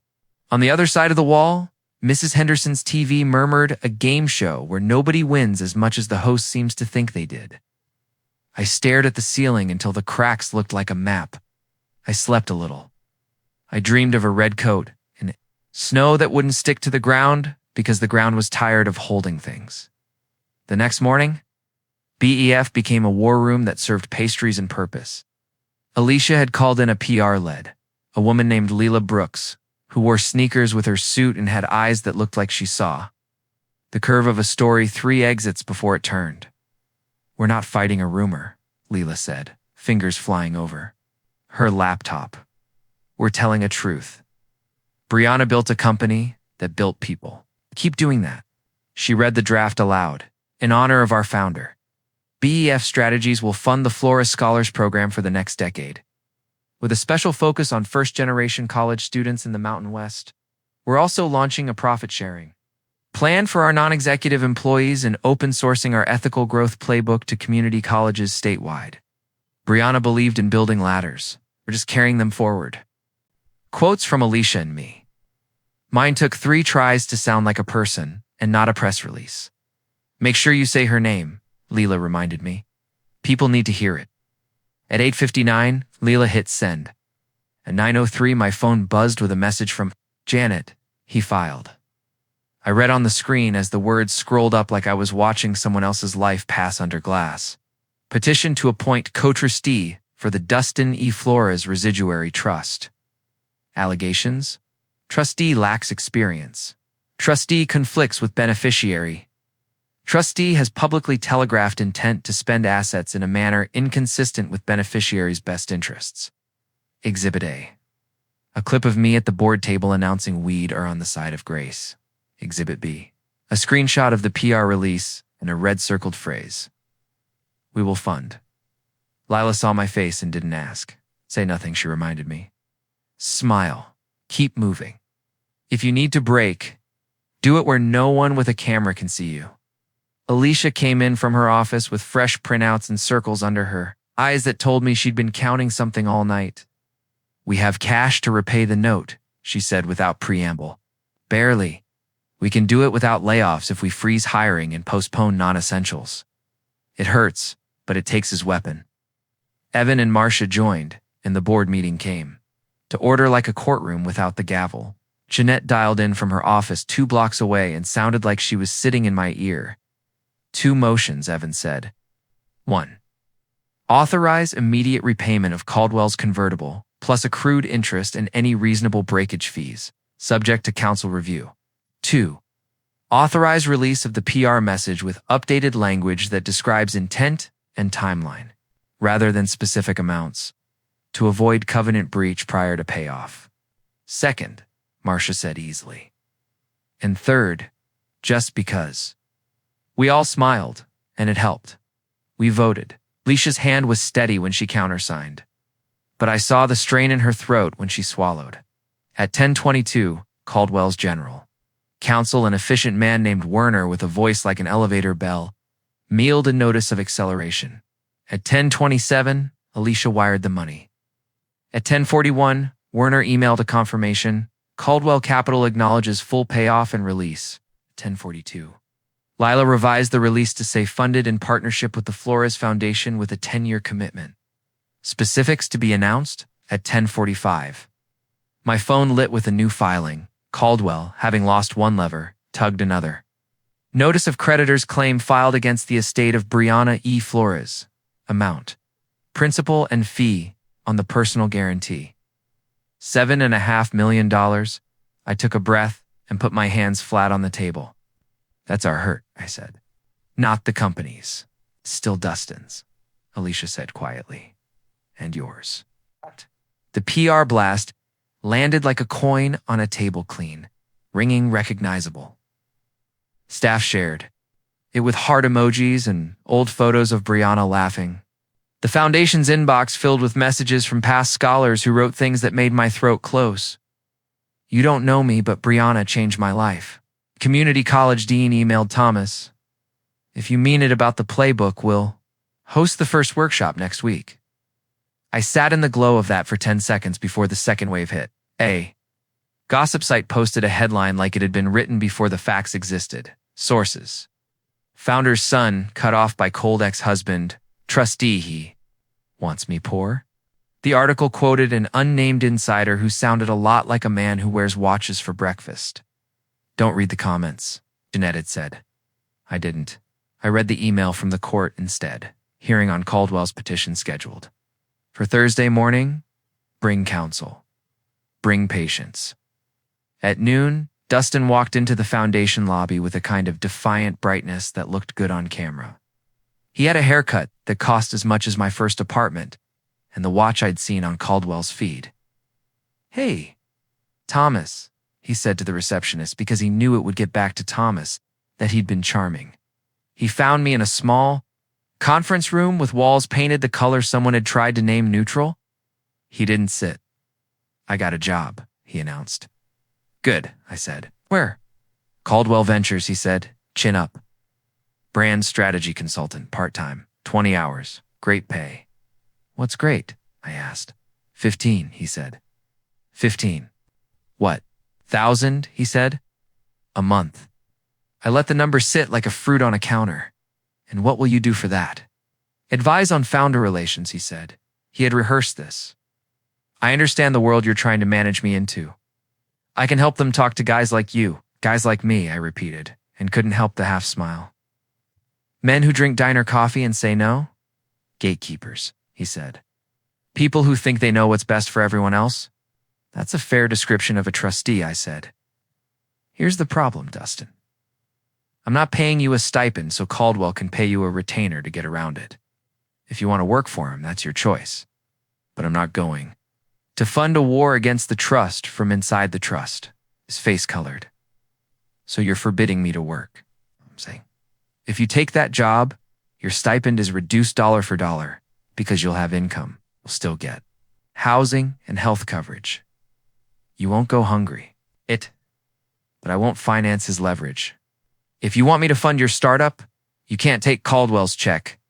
Conflict. Pick a lane. You can't do that, he said. I can, I said, and I just did. He set his palms on the table and leaned forward. The watch flashed. Obscene and beautiful. You're scared of him. I'm careful of him, I said. Your mother would want you to be too. He flinched like I'd hit him, and I hated myself for it. Don't talk about her, and don't let men like him use her to get to you. He stood back, jaw working. You want me clocking in at a reception desk? I want you to learn how to be bored and useful, I said, because I had decided that last night and meant it. Come to the scholarship review this afternoon. Read 30 essays and argue with Thomas about scoring metrics. You'll hate it, it'll help. Or go stuff conference packets at BEF for 3 weeks. Or take that job at Caldwell and understand it means better dinners and worse sleep. But whatever you choose, it's a choice, not a tantrum. Right. Me. I stared back. We stood like that long enough for the fluorescent bulbs to buzz just a little louder. I'm not 12, he said finally. I know, I said. I wish sometimes you were. It was easier to be a bad father when you were 12. He closed his eyes once, opened them. He tapped the watch crystal with his finger. I don't even like this, he said. It's too heavy. Then, take it off, I said. He unclasped it, looked at it like it might tell him a secret, and put it in his pocket. I'll be back at 3, he said, but I'm not promising anything. About anything. 3 works, I said. He left like he'd finished a scene and didn't care about the next one yet. I sat down, I breathed. I tried not to think about my chest. At 1:30, Alicia called. He filed a creditor claim on the estate, she said like I hadn't already read it. You saw? I saw, I said. Also, she said voice. Lower, someone is leaking internal emails. Not catastrophic. It's embarrassing. Me telling Brianna last year we were a month from missing payroll. Me talking her out of selling a piece to calm her nerves. Caldwell wants to make me look reckless. Thinks if he cuts off my legs, you'll fall. You still standing? Asked. I'm in heels, she said. We practice on hard mode. Shh. Paused. Jerry. The side letter. I didn't know about the immunotherapy. She told me she had a thing twice a month. She scheduled meetings around it like a dentist appointment. She told very few people, I said, and thought of. How many were not me? At 2, Janet texted, Hospital, Rocky Mountain Oncology. If you want answers. I sat with that for a minute, then went. The waiting room had the kind of art that tries to be calming and lands somewhere between lily pad and cloud. A nurse with kind eyes and a dragonfly pin led me to a small office that smelled like rubbing alcohol and peppermint. In a doctor entered, with a folder and a manner that had practice and mercy. I'm Dr. Priya Nair, she said. I treated Brianna. She asked permission to speak freely. I said yes. She told me words I only half understood and wholly felt. Metastatic melanoma, immunotherapy response, complications. She fought hard, Dr. Nair said, harder than most. She wanted to keep the people around her from knowing because she didn't want to be measured by it. She asked me once what I thought about regret. The doctor smiled a little. I told her I'm in no position to advise anyone on that subject. Did she talk about me? Asked. The way you ask a doctor who has seen the parts of a person you didn't get to. She said your name once, Dr. Nair said. She said you listened better than she did. The doctor closed the folder. She asked me if she had time to fix some things. I told her no one knows and that the best we get is to pick which things. I sat with that, thanked her. I walked back to the foundation in a straight line because if I curved, I might not make it. At 3, Dustin showed up. He had a to-go cup and the watch still in his pocket. He sat at the end of the table in the conference room where Thomas had laid out a grid of applications like a paper city. Okay, Dustin said, resigned and not. Show me who we save and who we don't. Thomas slid him a stack. Start with the prompt. Tell us about a time you had to build something you couldn't see the end of. He read. He frowned. He read more. We chewed on the end of a pen, like he used to do with straws when he was small. He circled 2 and crossed out 1 and argued with me about another until his ears went a little pink. I like this one, he said, tapping an essay about a girl who built a bicycle from parts. She found and painted it blue because she couldn't afford a bus pass. She doesn't ask for anything but a fair fight. That's the idea, Thomas said. At 4, Caldwell's PR team dropped the next thing into the stream, a cleanly edited video of Brianna at a gala last fall. Bright and thin and incandescent, Overlaid text. She wanted him to lead. Him was ambiguous on purpose. Clip cut to Dustin smiling, then to me looking like a man who had not slept. Lila texted, "Not an attack. An inoculation. Watch your corners." At 5, the clerk emailed a case schedule. Thursday's hearing would be limited. Whether a co-trustee was necessary to protect the interests of the beneficiary. We'd get 20 minutes to argue. He'd get 20. Judge would ask pointed questions in a tone that sounded like he'd already decided and wanted to see if we would break. Went home and fixed the sprinkler joint because Mrs. Henderson's begonias deserved water they asked for, not water that forced its way in. She came out with a flashlight and held it in that way only people who have lived long enough to know where to point light can. "You look like you need pie," she said when I wiped my hands on my jeans and straightened up. "I need to lie." I said, "But pie would be better?" She gave me both in the form of silence and lemon meringue. We ate on her stoop. The sky went the color of bruised peach. "Had a son once," she said, apropos of nothing. He ran toward every cliff he could find like gravity was a rumor. He figured it out. Right when I ran out of be carefuls. That's the schedule, I think. "I don't know what I'm doing," I admitted. "Good," she said. "It's people who think they do are scarier." When I got back to my apartment, there was a second envelope under the door. Smaller. No return address. My name on the front end. Brianna's handwriting. I sat at the table and opened it slow. "Jerry F., you found the other letter?" You learned what I didn't say out loud. Here is the part I couldn't write for lawyers. I was sick before I said it out loud. I was stubborn when I should have been softer. I took Caldwell's money because I would not lay off people who'd given me their nights.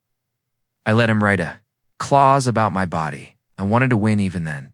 I don't expect you to forgive me for not calling you. I owe you an apology you can keep in your pocket until you need to take it out and look at it. Here, I'm sorry for asking you to be a father only when it became convenient for my courage. There's one more thing you need to know. I met with Dustin at Caldwell's office last winter.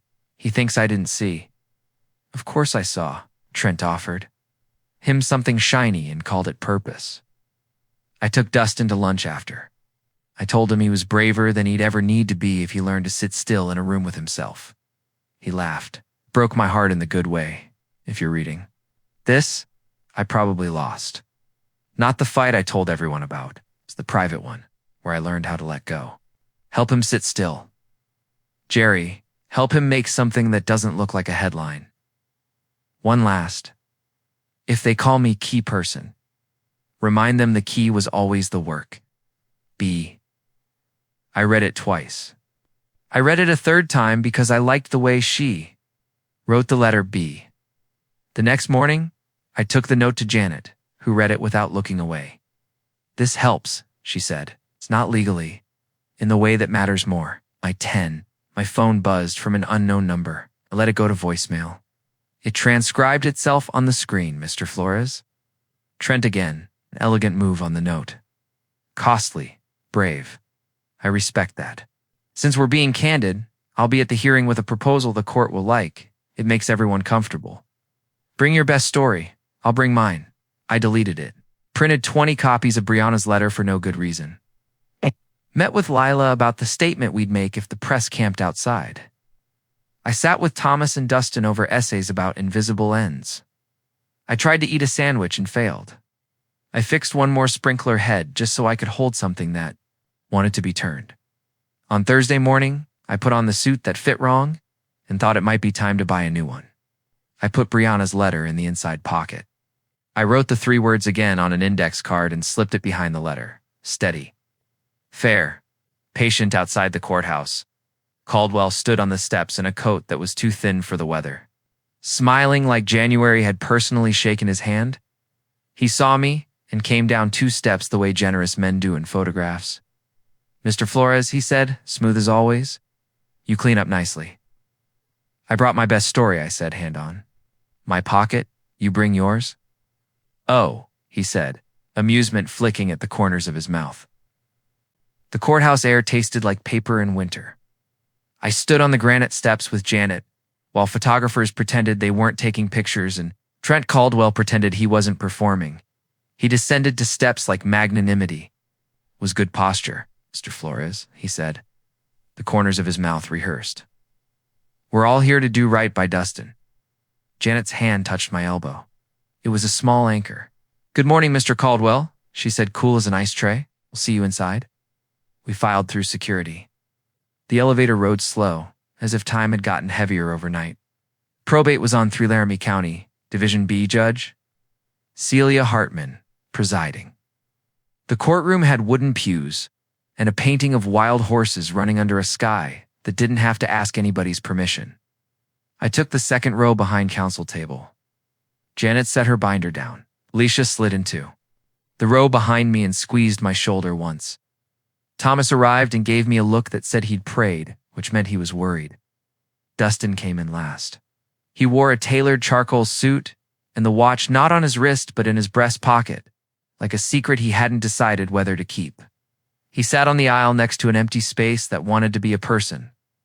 Caldwell took the seat on the far side of him like a shadow wearing cologne. All rise, the bailiff said. And we did. Judge Hartman was early 50s, hair pulled back, eyes that had decided years ago they would not be lied to without penalty. She took the bench and glanced at the docket. In the matter of the Dustin E. Flores Residuary Trust, she said, petition by an interested party to appoint a co-trustee. Appearances? Werner did it like a man who could say his name in his sleep, Your Honor. Werner Kemp for the petitioner. Caldwell Capital Management, an interested party as defined by statute. Janet Morrison. For the respondent, Jerry Flores, trustee. Mr. Flores is present. Hartman's eyes found me. I nodded. The bow of her mouth might have been sympathy or just attention. Mr. Kemp, she said, your petition? Werner smiled a courtroom smile. Your Honor, this is simple. The settler is deceased.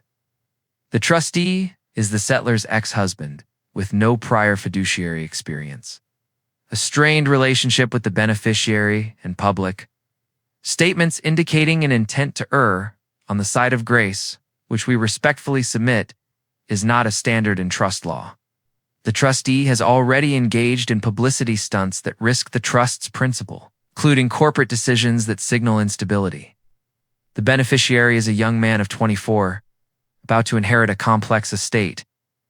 We propose an independent co-trustee to ensure decisions align with his best interests. Janet stood not a beat later than she needed to. Your Honor, the trust instrument, the one Mrs. Flores signed 4 months before her death, explicitly appoints Mr. Flores as sole trustee with absolute discretion and expresses the settler's intent that he act as a father. Has been no mismanagement, no imprudence. The company is solvent. The trustee has made an initial maintenance distribution plan consistent with the HIMSS standard and has engaged counsel and advisors. The only instability in the record is petitioner's attempt to leverage a corporate note in public relations to create a crisis. The court should deny the petition. Erner lifted a file like a prop. We're not here to fight, he said in that voice people use when they brought brass knuckles.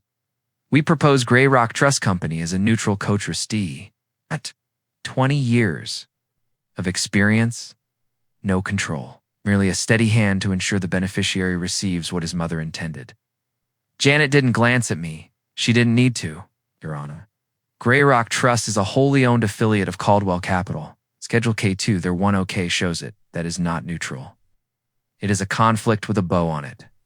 Werner's lips performed surprise. We dispute that characterization.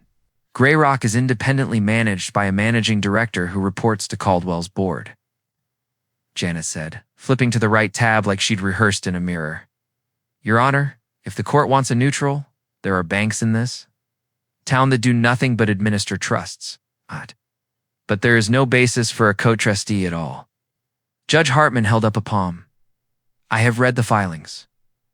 I have the trust. I don't intend to turn this into a seminar. She looked at Werner. You say harm, show me harm. Werner pivoted to Dustin like a camera, Your Honor, with the court's permission sit, Judge Hartman said, and then to Dustin, softer tone.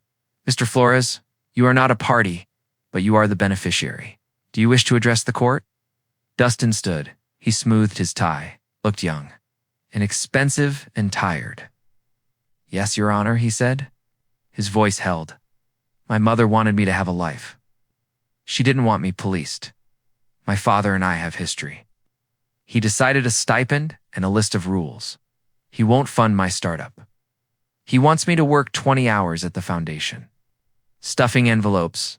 I'm an adult. Judge Hartman's gaze didn't flicker. Have you been denied housing? No, Dustin said. He'll pay for an apartment, but not the one I want. Health insurance. It's covered, he admitted. Food, he exhaled, irritated. I can eat. Education funding. Buy and roll, he said.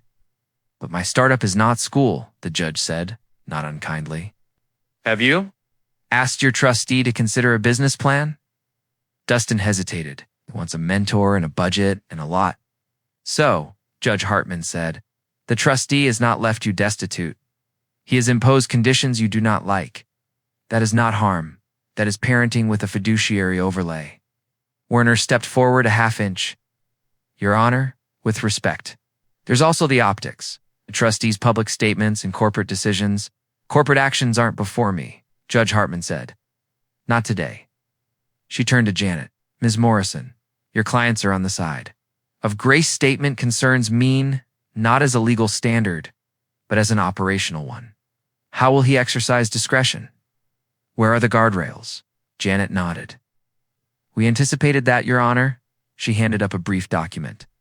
A draft distribution policy. Housing cap. Stipend cap. Health and education open. Work requirement. Monthly accounting to the beneficiary. We propose filing a final version within 30 days after conferring with Mr. Flores. Dustin and his counsel if he retains any. The judge scanned. This is more than some trustees bring me after a year, she muttered, not to be heard. Then to Werner, you proposed Greyrock?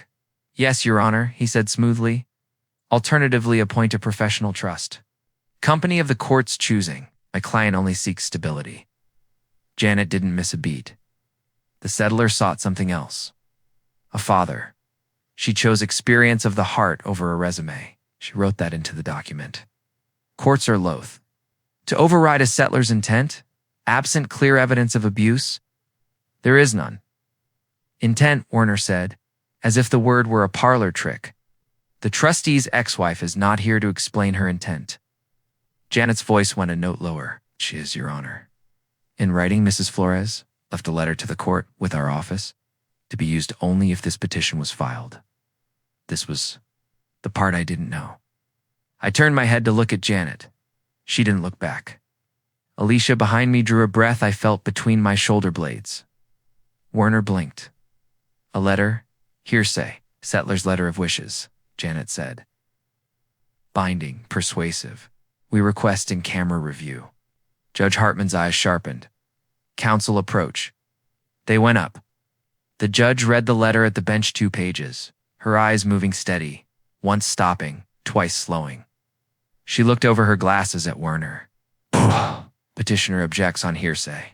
Grounds the court will take the letter for what it is, a non-binding expression of intent. Counsel, I'll place it under seal.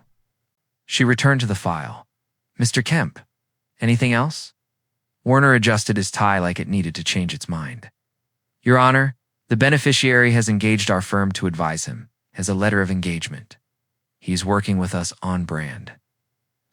Brand strategy is not a category in HIMSS, the judge said.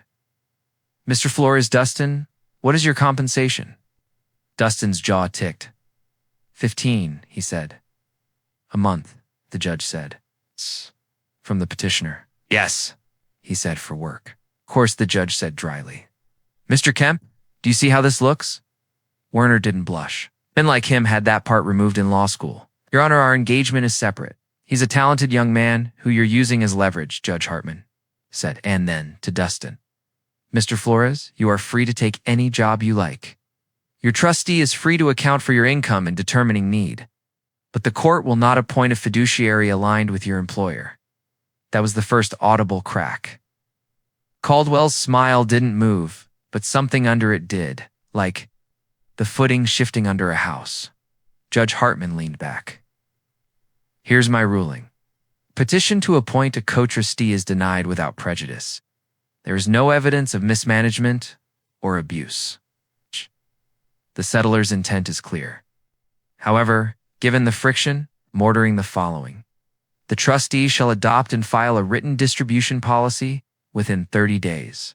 After conferring with the beneficiary in good faith, the policy shall include budget parameters, a reporting cadence, and a process for extraordinary requests. The trustees shall provide monthly accountings to the beneficiary for 1 year. The court will appoint a special master, retired probate judge, to mediate any disputes over distributions above. $50,000 for the next 6 months. This is not a co-trustee, it is a speed bump. Petitioner is admonished. Any attempt to influence trust administration through employment, relationships, or public pressure may result in sanctions or a protective order limiting your standing. Status. Review in 90 days. Do not make me regret trusting you to be adults. Her gavel didn't bang. She didn't need one. We stood. The horses watched over us. Janet's shoulders dropped a fraction. She turned to me.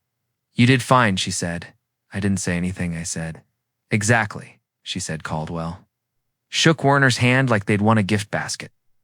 He turned to Dustin. He spoke low. Dustin's eyes moved to me with a look I couldn't press accusation, curiosity, something else, in the hallway. A young reporter with a too big press badge shoved a microphone at me. Isla materialized out of nowhere and inserted herself between us like a polite bodyguard. We'll have a statement, she said, smiling a smile that didn't invite a follow-up. Not today. We rode the elevator down. On the sidewalk, flashbulbs didn't flash anymore because everything was digital, but the feeling was the same. Caldwell stayed on the steps like a statue, caught my eye, and tapped his jacket pocket, where a letter would be if men like him carried such things. Then he lifted his phone and turned away, already on to the next lever. Janet and I walked to her office. On the way, she told me about the letter. Brianna gave it to me last fall, she said, sealed. She said I could only show it to a judge. If Trent tries to parent my son through a proxy. What did it say? I asked. 2 things, Janet said. 1, why she picked you because you would say no, then show up again. 2, a request that under no circumstances should any trustee affiliated with Caldwell be appointed. She described the debt. She described his pressure. She said the key is the work, not a payout. We reached her building. In the lobby, Alicia stepped out of an alcove with a face that had kept a secret long enough to sweat. Jerry. She said Brianna asked me to do something if today ever happened. This was the other part I hadn't known. She came to me months ago, Alicia said. She said if a court ever tried to put Caldwell or anyone with his fingerprints near the trust, to tender my resignation to the board on the spot and hand this to the chair. Alicia held up a sealed envelope. My resignation letter is inside. So is a memo she wrote to the staff about why. She thought if he got inside the trust, scorched earth was the only language he'd respect. I stared. You were going to walk. In a heartbeat, Alicia said. It would have hurt. It would have been the thing she asked me to do. Don't have to, I said. I know, she said. But I was ready. She exhaled, then smiled in a way that made her look younger. Instead, we get to keep doing the things she built. Janet excused herself to file the order. Alicia and I crossed the street to the foundation. Thomas was at the front desk with a stack of manila folders and a grin that had to be earned. How did it go? He asked. We're still in the ring? I said, good, he said, because round 3 is picking finalists. Dustin appeared half an hour later. Like the idea of leaving the courthouse and going somewhere that wasn't a camera had finally occurred to him. He stood in the doorway and didn't look at me first. He looked at the wall of past, scholars-framed photos of kids with caps mid-air. Quotes under them about the first day they believed they could. Pick 3, Thomas said lightly, as if we were choosing a pizza topping. Dustin moved to the table, picked up an application like it might be a living thing. He read, he put it down, then picked up another. After a while, he said, not to anyone in particular. Do you ever feel like there are too many good choices and you're going to ruin everything just by picking one? All the time, Thomas said. Yeah, Dustin said, rubbing a hand over the back of his neck. Me too. My phone buzzed. Lila, don't panic. Sending you something. The attachment loaded a 30-second video from the courthouse steps. Trent, unaware someone's phone was recording, leaned into a staffer and said, "We own the kid by Q2 if we keep him hot." The staffer looked at the camera and shushed him too late. The audio wasn't crystal, but it didn't have to be. The smile under the smile had spoken. Leela's text followed. Freelancer caught it on a parabolic mic. "We're not pushing it. We'll spread on its own. I didn't show it to Dustin. Not yet. He was still reading an essay about a boy who built a snowplow out of a lawnmower and a sheet of tin." At 6, Alicia and I debriefed in her office. She pulled a laminated folder from the bottom drawer and slid it over. "Brianna's if they come file," she said. "2 things you should see." Inside, a single sheet on BEF letterhead, Founders Legacy Governance Protocol. It outlined a quiet rule I hadn't known existed. If any outsider acquired more than 20% of the company or attempted to interfere with founder-appointed trusts, the foundation's 13% block automatically shifted to a legacy share, giving Thomas veto over any sale to that outsider for 1 year. It wasn't a poison pill. It was a conscience pill. She built this after Caldwell first came sniffing, Alicia said. She didn't want to hand future leaders a flamethrower. She wanted to hand them a break. "What's the second thing?" I asked, a flash drive. Alicia rolled it on the table with a finger. "A voicemail," she said. "She left it for me the night she signed the trust. I think she wanted you to hear it if today happened." "You sure?" I asked. "Yes," Alicia said. She wrote it on the folder. In the recording, Brianna's voice filled the small office like a light coming back on. It was late when she'd called. I could hear it in the margins. "Al," she said, "if you're hearing this, I was right about the day. Tell Jerry the thing I couldn't say to his face without wanting to take it back. I picked him because he will make our son mad. I picked him because he will still make dinner with him after. If Dustin brings you Caldwell like a bouquet, tell him it smells like bleach. Tell him he can build something we don't have a word for yet.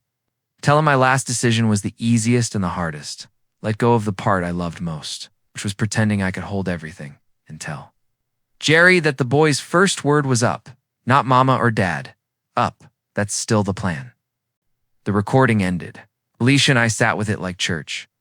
When I walked out into evening, the sky over Cheyenne had decided to go big pink and orange, like paint you'd get sent back for being too much. The air had the clean bite of a season, changing its mind on my stoop. Mrs. Henderson had a pie cooling again cherry this time. She didn't say anything about court. She said I need a second pair of hands with the bird feeder. We fed small birds and listened to them argue, like family. When I turned back toward my door, Dustin was on the walkway, hands jammed in his pockets, shoulders hunched like weather had a weight. "How bad?" he asked. "Could have been worse," I said. He nodded, looked at the ground. Caldwell says, "You won for now." Used the words "for now" like he owns them. I heard his "for now," I said. He shifted, he said, "You're trying to keep me small so you can feel big.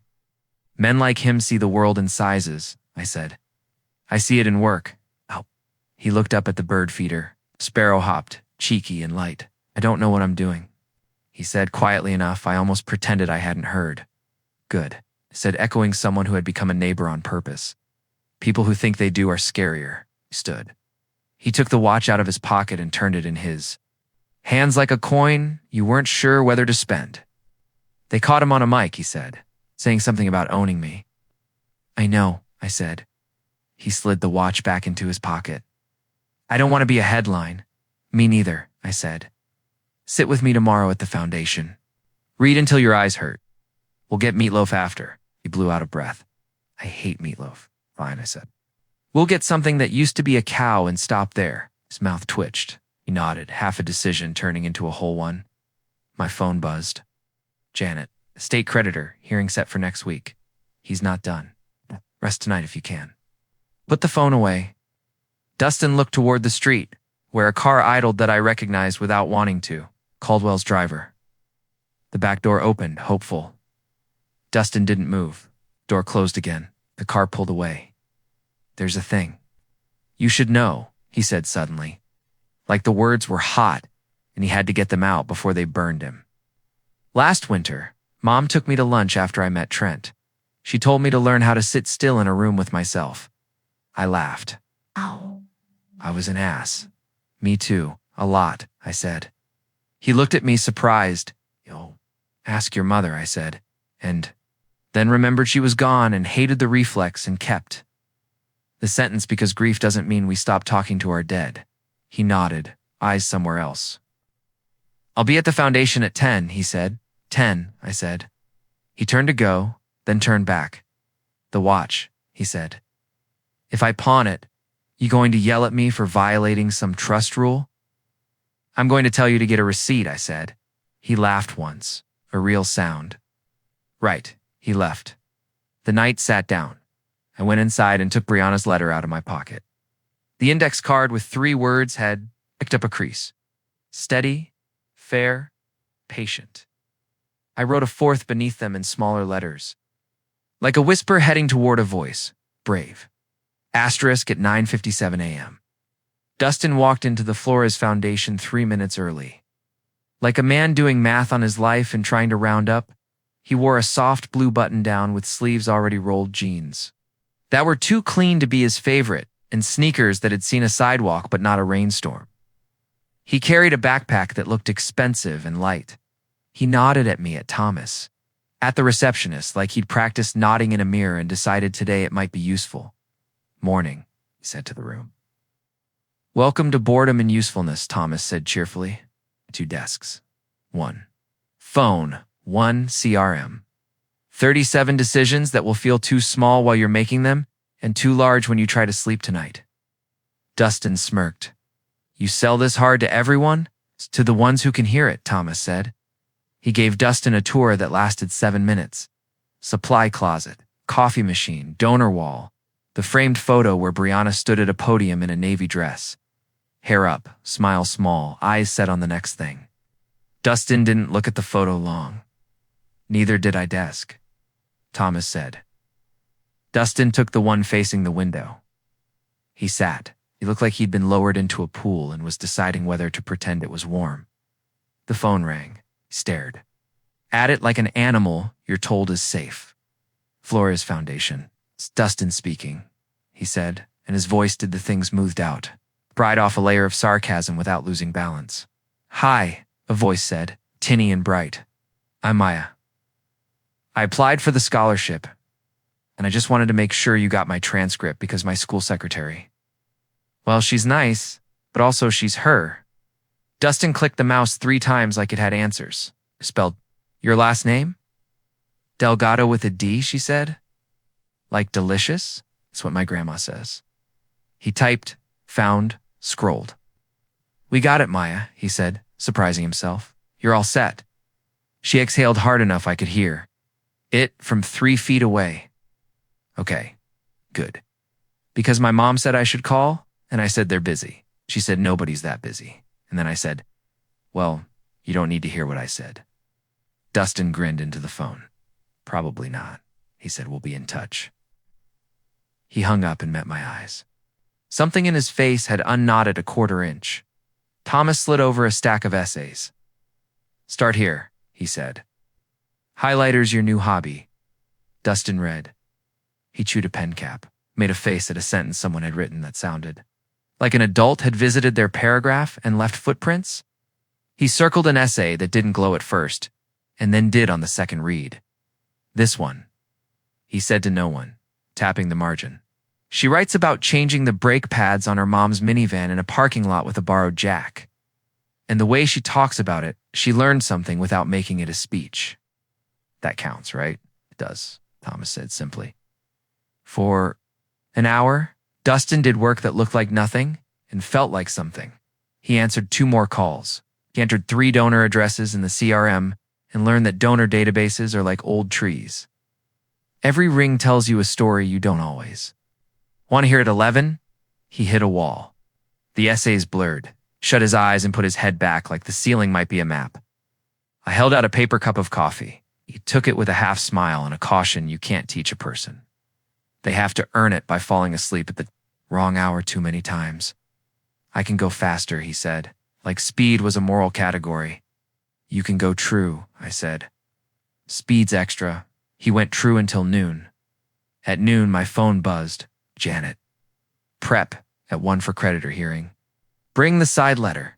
Go, Thomas said to me. I'll keep him honest. Not lying, Dustin said, eyes still on the essay in front of him. That's a start, Thomas said. Janet's office had the same smell as always, paper. And lemon, the scent of someone who refuses to let dust get comfortable. She had 3 tabs open on her laptop and 2 casebooks with small tabs sprouting like flags. Here's the shape, she said.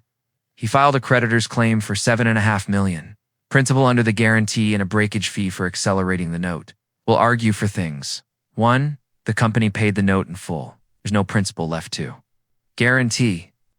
2, the breakage fee is an unenforceable penalty under Wyoming law. Liquidated damages have to be a reasonable estimate of loss. This is a cudgel. 3, the key person impairment clause was invoked in bad faith. He bought the debt knowing the condition. You can't light the fuse and then charge the estate for the fire. For even if anything survives, it belongs. In civil court, not snuck in as a probate claim without discovery. What do we expect? I asked. A judge who's tired of men like Trent using probate to bully widows and widowers, she said. And also a judge who cares about paper more than feelings. So we bring good paper. She slid across a 1-page summary. I understood enough to feel scared and not enough to feel confident, which is how most days have felt lately. At 12:45, my phone buzzed with an unrecognized number. I didn't answer. It left a voicemail. A familiar voice. Jerry. It's Veronica, she said. Can we talk lunch today? I'm at Larmer's.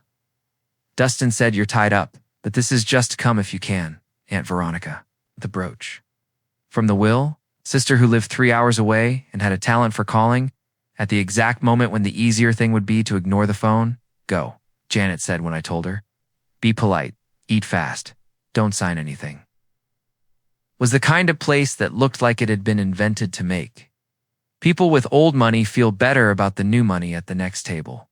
Veronica sat near the window, holding a martini in the way people hold things they don't particularly like, but want to be seen with. She stood and hugged me with her arms, but not her heart.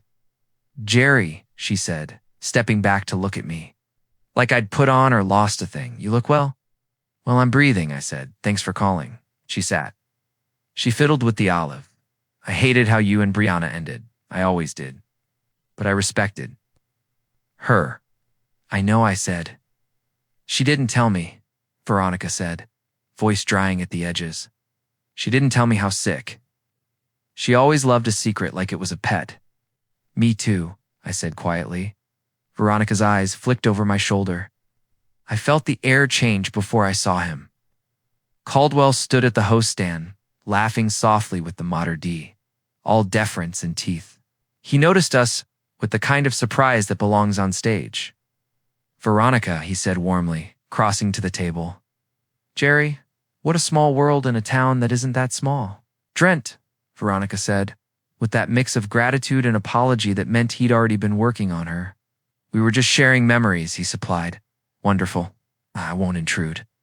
But since I'm here, a quick word. He put a hand on the back of the empty chair, like he wanted to pull it out, but would let me do it for him. I didn't. He studied my face with the attention of a man picking a lock. The creditor hearing this afternoon, no need to make this uglier than it needs to be. We'll take a reduced claim. $5 million, you pay. We call it done. I laughed, because the other option was flipping a table. Reduced, I said. We're very reasonable, he said. You bought the debt to trigger a clause tied to her body, I said. Reasonable isn't the word I'd pick. He didn't flinch. Men like him don't. They get Botox for that. We bought the debt to bring order, he said smoothly. And Jerry, don't be naive. The estate will bleed out for years if you fight me on paper. Pay it. Be free. Veronica put a hand on his sleeve. He's not the enemy, she said, looking at me. Jerry, he spoke at the memorial we had in Denver. He said such kind things. He's been a friend to our family. A family friend. There it was, the new angle. I looked at Veronica, and it hit me. She'd always liked men who spoke in full paragraphs. He had already found the spots in her grief where flattery stuck better than logic. Veronica, said gently. Brianna asked me not to put men like him in charge of anything with our name on it. Veronica stiffened. Our name, she said, offense coming in like a tide. You divorced her? I know, I said. I also loved her. That didn't stop when the paper did. Caldwell smiled like a man tasting a sauce and deciding it needed more salt. I won't monopolize your lunch, he said. He put a card on the table I didn't pick up. Offer stands until close of business. He left. The card sat like a dare. Veronica exhaled. He's been kind, she said defensively. He said, You're making it worse out of pride. I'm making it better out of stubbornness, I said. There's a difference. She looked at me like I'd offered a riddle. She would think about it later. Today she wanted to be persuaded. By the man who always had a reservation. I have to go, I said. Court. Jerry, she said, and for a second she sounded like the sister who used to sit at my kitchen table at midnight, helping us fold brochures for Brianna's first clients. Don't make Dustin hate you. I'll try, I said, which was the truth and the only direction that mattered. The creditor hearing was set for 1:30. Same courtroom, same judge. Fewer spectators. And the horses still ran under the same painted sky, reminding us what speed looks like when it's honest. Warner stood with his file and his confidence. Your Honor, he began, this is a straightforward enforcement of a personal guarantee. The note was validly accelerated under a key person impairment clause. The borrower has paid principal. The guarantor's estate remains liable for contractual breakage and fees. We respectfully request allowance of our claim. Janet didn't wait for permission. Your Honor, this is not straightforward. It's predatory. The breakage term is an unenforceable penalty with no relationship to actual damages. Duh. Impairment clause was triggered posthumously by a lender who bought the debt with knowledge of the settler's treatment, bad faith. And the estate owes nothing on principle. At most reasonable fees subject to proof, not a number someone wrote on a napkin and later typed. Judge Hartman steepled her fingers. Mr. Kemp, why isn't this a penalty? Warner spread his hands.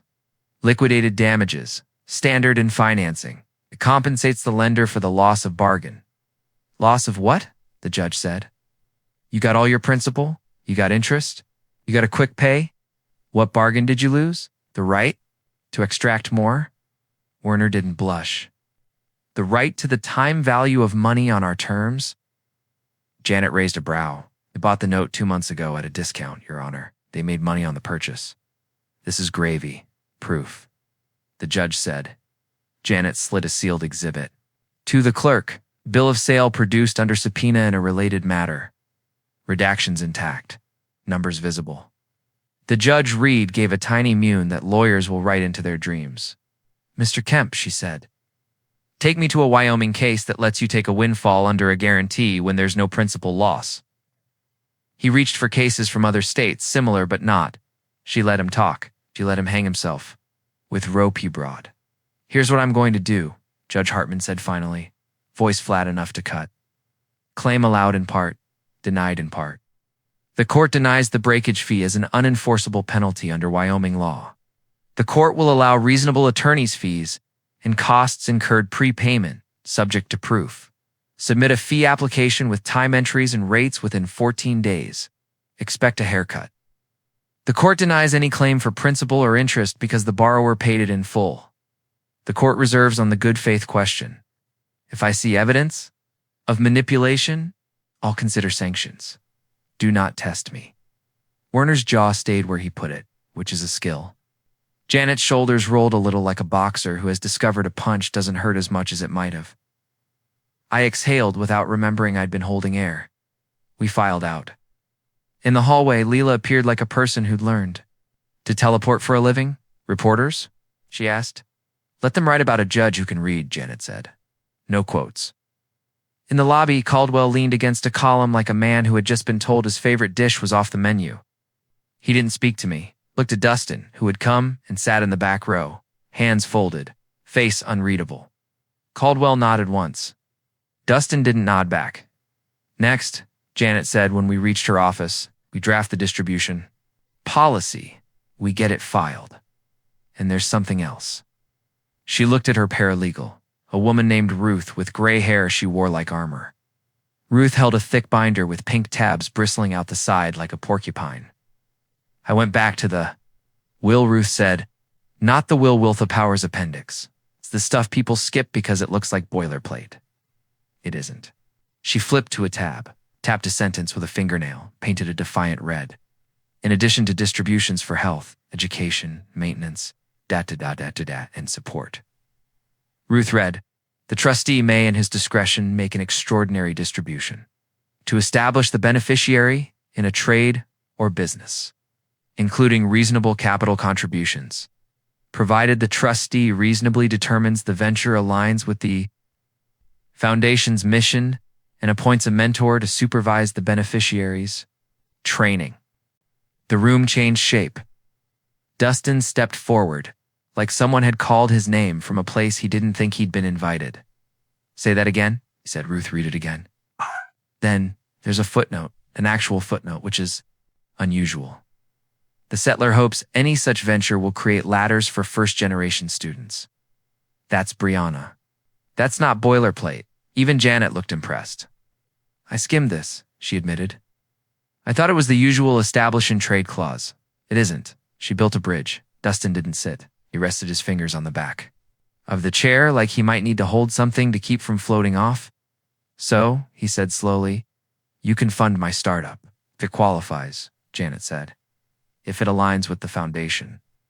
If he, she nodded at me, appoints a mentor.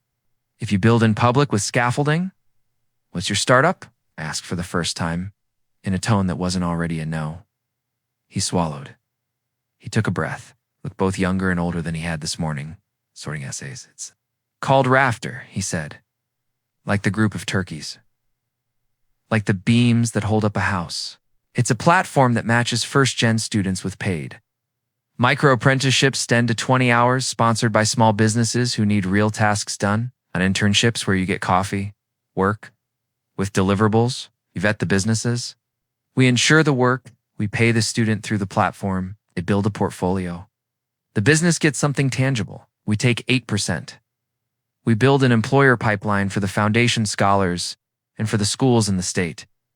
We publish the playbook open source after a year and franchise the model to other foundations with a license fee that funds more scholarships. He stopped like he'd been running and figured out his lungs still worked. I sat with that. I pictured the essay about the girl changing her mom's brake pads in a grocery store parking lot. I pictured my own kid at 16 wanting to work with his hands and being told to pick a club instead. Thomas leaned in the doorway, where he'd appeared without sound. Why did you pick the name? He asked.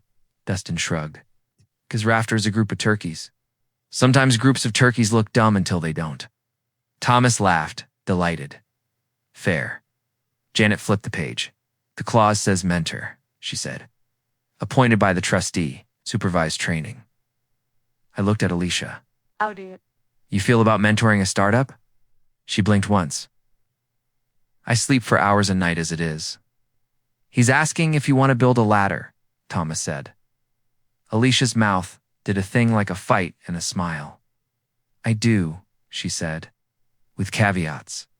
Dustin, you'll have a budget, a burn rate, a kill switch if you miss milestones.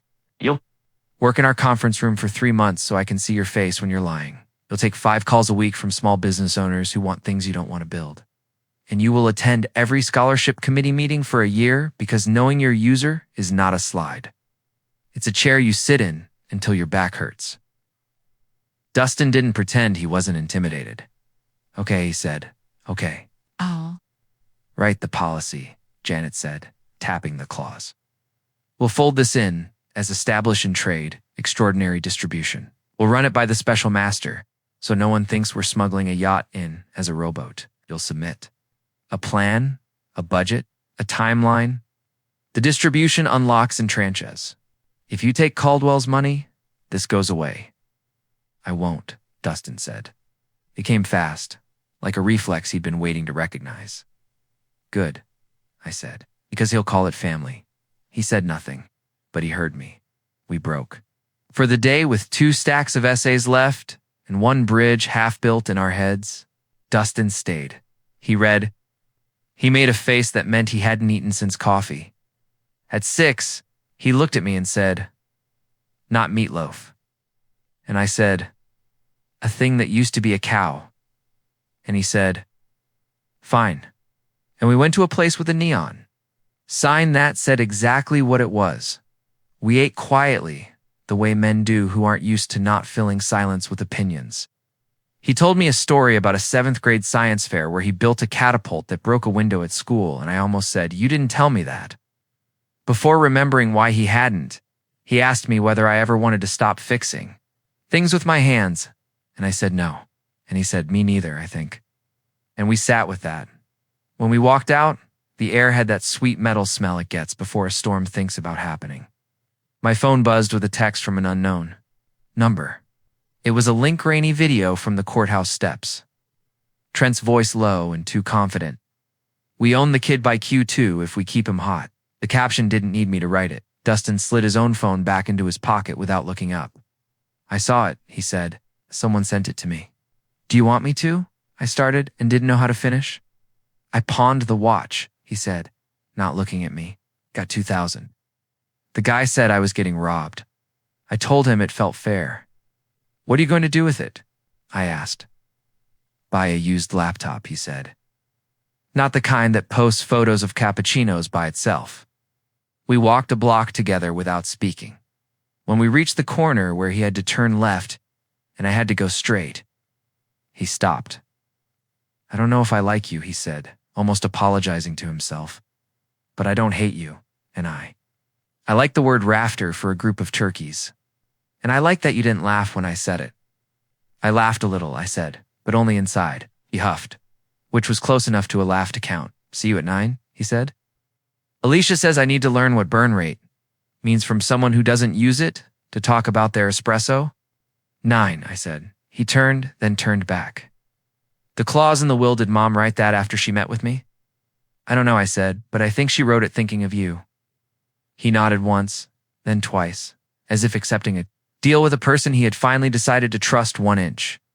When I got home, Mrs. Henderson was on her stoop with another pie cooling peach. This time, summer before summer. "You're walking like a man who found a key in hopes it's for the right door," she said. "I found a sentence," I said. "Same thing on a good day," she said, slicing a piece and making me hold the plate while she slid it over with a knife older than the house. We ate on the steps. The night tried to decide whether to rain. The begonias looked like they were listening. My phone buzzed again. "Veronica, I'm sorry about lunch. He makes you think you're being smart when you're just being scared. You can come." "Bye," I wrote back. "There's pie." She didn't answer. "Not tonight," Janet texted. "I filed the policy draft with the special master for review. Be ready for questions." "Also good work today." Alicia emailed a list that would make a strongman sit down. Mentor candidates, insurance requirements, a proposed budget for Rafter that looked less like a dream and more like a plan. Thomas sent a photo of Dustin highlighting. An essay, eyes squinting, tongue out a little, like he was 7 again working at a jigsaw puzzle. I put Brianna's letter on the table. I added an index card with a new word under steady, fair, patient, brave, build, outside, lightning stitched. The horizon in a tidy line. Somewhere beyond it, men like Trent were arranging their cutlery in the dark. Inside, I washed 2 plates and set them to dry. I stood in my kitchen, breathing, feeling the edges of the day soften just enough to make tomorrow possible. The special master, Hollis Keene, met us in a conference room that looked like a church basement that had learned to read. Retired probate judge, eyes that saw through paint. "All right," she said, pen ready. "Rafter. What is it? Who pays? How do we turn off the faucet if it leaks?" I nodded to Dustin. He didn't posture. "Micro apprenticeships for first-gen students," he said. 10 to 20 hours. Real deliverables. Small businesses sponsor tasks. We insure the work. Pay students through the platform. Foundation. Mission. Ladders. We're the rungs. Judge Keene's pen moved. Budget. Alicia slid a 1-pager. 6 months. $150,000 in tranches 60, 45, 45ths. Spend insurance. Minimal dev, compliance, ops. No founder salary. Mentor oversight. Kill switch if milestones missed. Milestones? Keen said. Day 30, insurance bind, compliance completed, Alicia said. Day 60, 10 paying business tasks, 20 students onboarded, 2 partners. Signed. Day 90, 30 tasks completed, user NPS greater than 7. If they miss 2 milestones, we pause. Keen looked at me. Conflicts? No Caldwell money, I said. No advisory roles for petitioner. Transparency. Monthly reports to Dustin and to this court for 6 months. Keen turned to Dustin. And if you fail, he met her eyes. Then we failed. Don't blame the trust for not writing a bigger check. We learn, we pivot, or we shut it down. Keen watched him long enough to make him swallow. Then she capped her pen, proved as proposed. Extraordinary distribution. Under establish in a trade, tranche 1 on filing. 2 and 3 on milestones, monthly reports. Special master retains jurisdiction. If I smell funny money, I pull the plug. Make her proud, or make me quiet, either works. Thank you, he told Keen. Don't thank me yet, she said. It's work. The unexpected investor happened an hour later in a room with glass walls and a view of the dome. Alicia had set the meeting weeks ago to save the Northwind Energy contract. Carla Benton coo, handshake like an athlete, eyes like a foreman. Miss Brianna, she said, sitting. She told me once she never wanted to sell me anything I didn't need. Rarest sentence in consulting. We're not trying to replace her, Alicia said. We are trying to keep a promise. Dustin cleared his throat. Can I pitch something? Carla's mouth quirked. If it'll keep me from replacing line workers with wishful thinking. He pitched Rafter in 5 minutes that felt like one. No jargon. Just the problem and the ladder.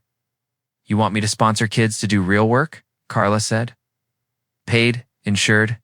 I get deliverables and a pipeline. Yes, Dustin said. We publish the playbook in a year. Even if you hate us, you keep. The model? Carla laughed. You sound like your mother, she said.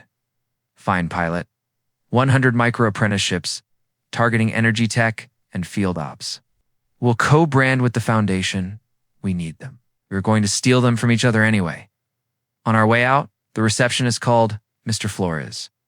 We both turned. She held up a white paper bag for Murphy's Diner. She said, a woman named Lucy sent pie, said you'd know. Lucy Park Murphy's daughter, red coat memory wrapped in a hairnet.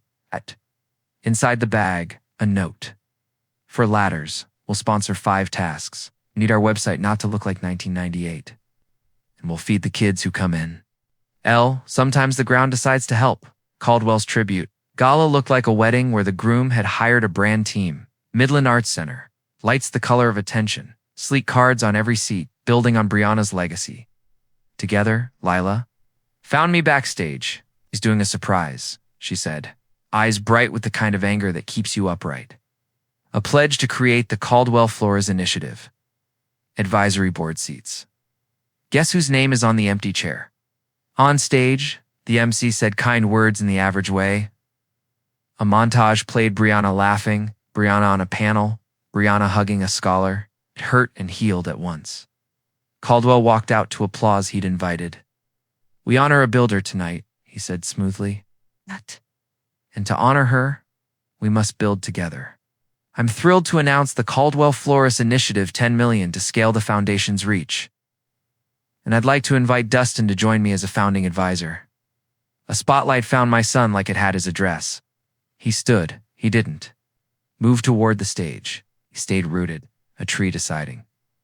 Jerry, he whispered without looking at me. You know your answer? Said. He stepped to the aisle, Mike, not the stage. The room curved toward him. Thank you, he said, voice steady. My mother didn't build initiatives. She built ladders.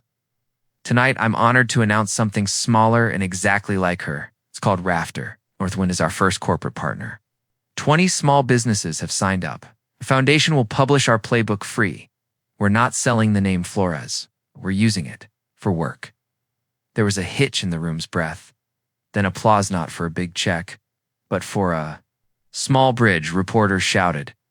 One asked Caldwell, "Mr. Caldwell, audio surfaced of you saying we own the kid by Q2.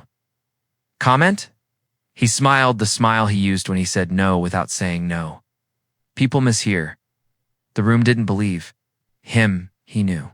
You can see the moment in a man's eyes when he recognizes a door closing and cannot stop it with his hand. He left early, Veronica. Found me by the service bar where the coffee was honest.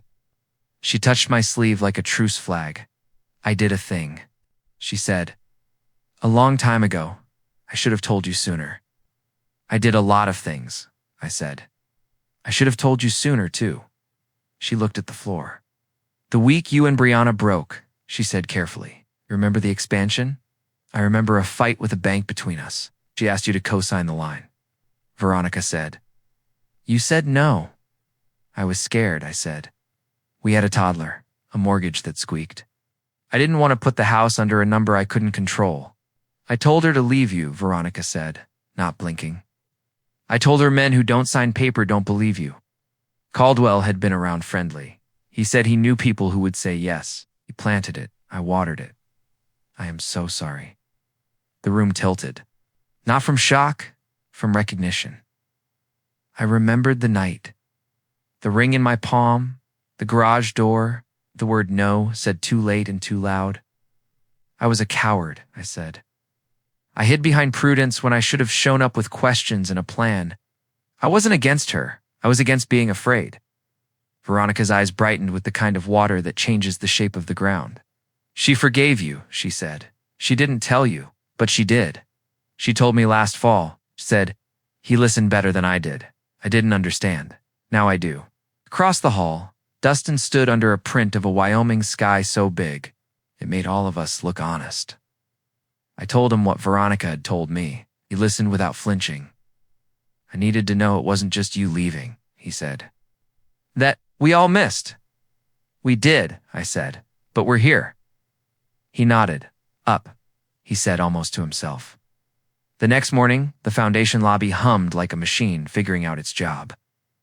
Northwind's check cleared, Lucy sent. Over to pies and a list of tasks written in pen on a napkin. 27 small businesses signed up in 48 hours. A welding shop, florist, a feed store, a coding house that needed documentation, Murphy's Diner, always, judge. Keene signed our distribution policy with a notation in the margin. Remember the kill switch. Remember the ladders? Janet closed her file on Caldwell's creditor claim with a note. Fees allowed, shaved to the bone. He didn't appeal. Men like him prefer headlines to briefs. Alicia taught Dustin what burn rate meant by making him stand. Had a whiteboard and erase it twice. Thomas put him in a chair for 5 hours of essays and let him feel his back complain. Dustin didn't complain back at home. The sprinkler joint held. Mrs. Henderson's begonia stood up straighter. She handed me a photograph and a stiff little frame Brianna in that red coat at Murphy's, laughing at a joke I hadn't told yet. "Found it in a box in the attic," she said. "Can pay me in pie." We ate on the stoop. This guy did something ridiculous with orange. Somewhere down the street, a teenager practiced a trumpet badly and bravely. I took out the index card. I kept in my pocket. The words had smeared from handling. Steady, fair, patient, brave, build. I added one more. Small, a boy's first word big enough to hold a life up.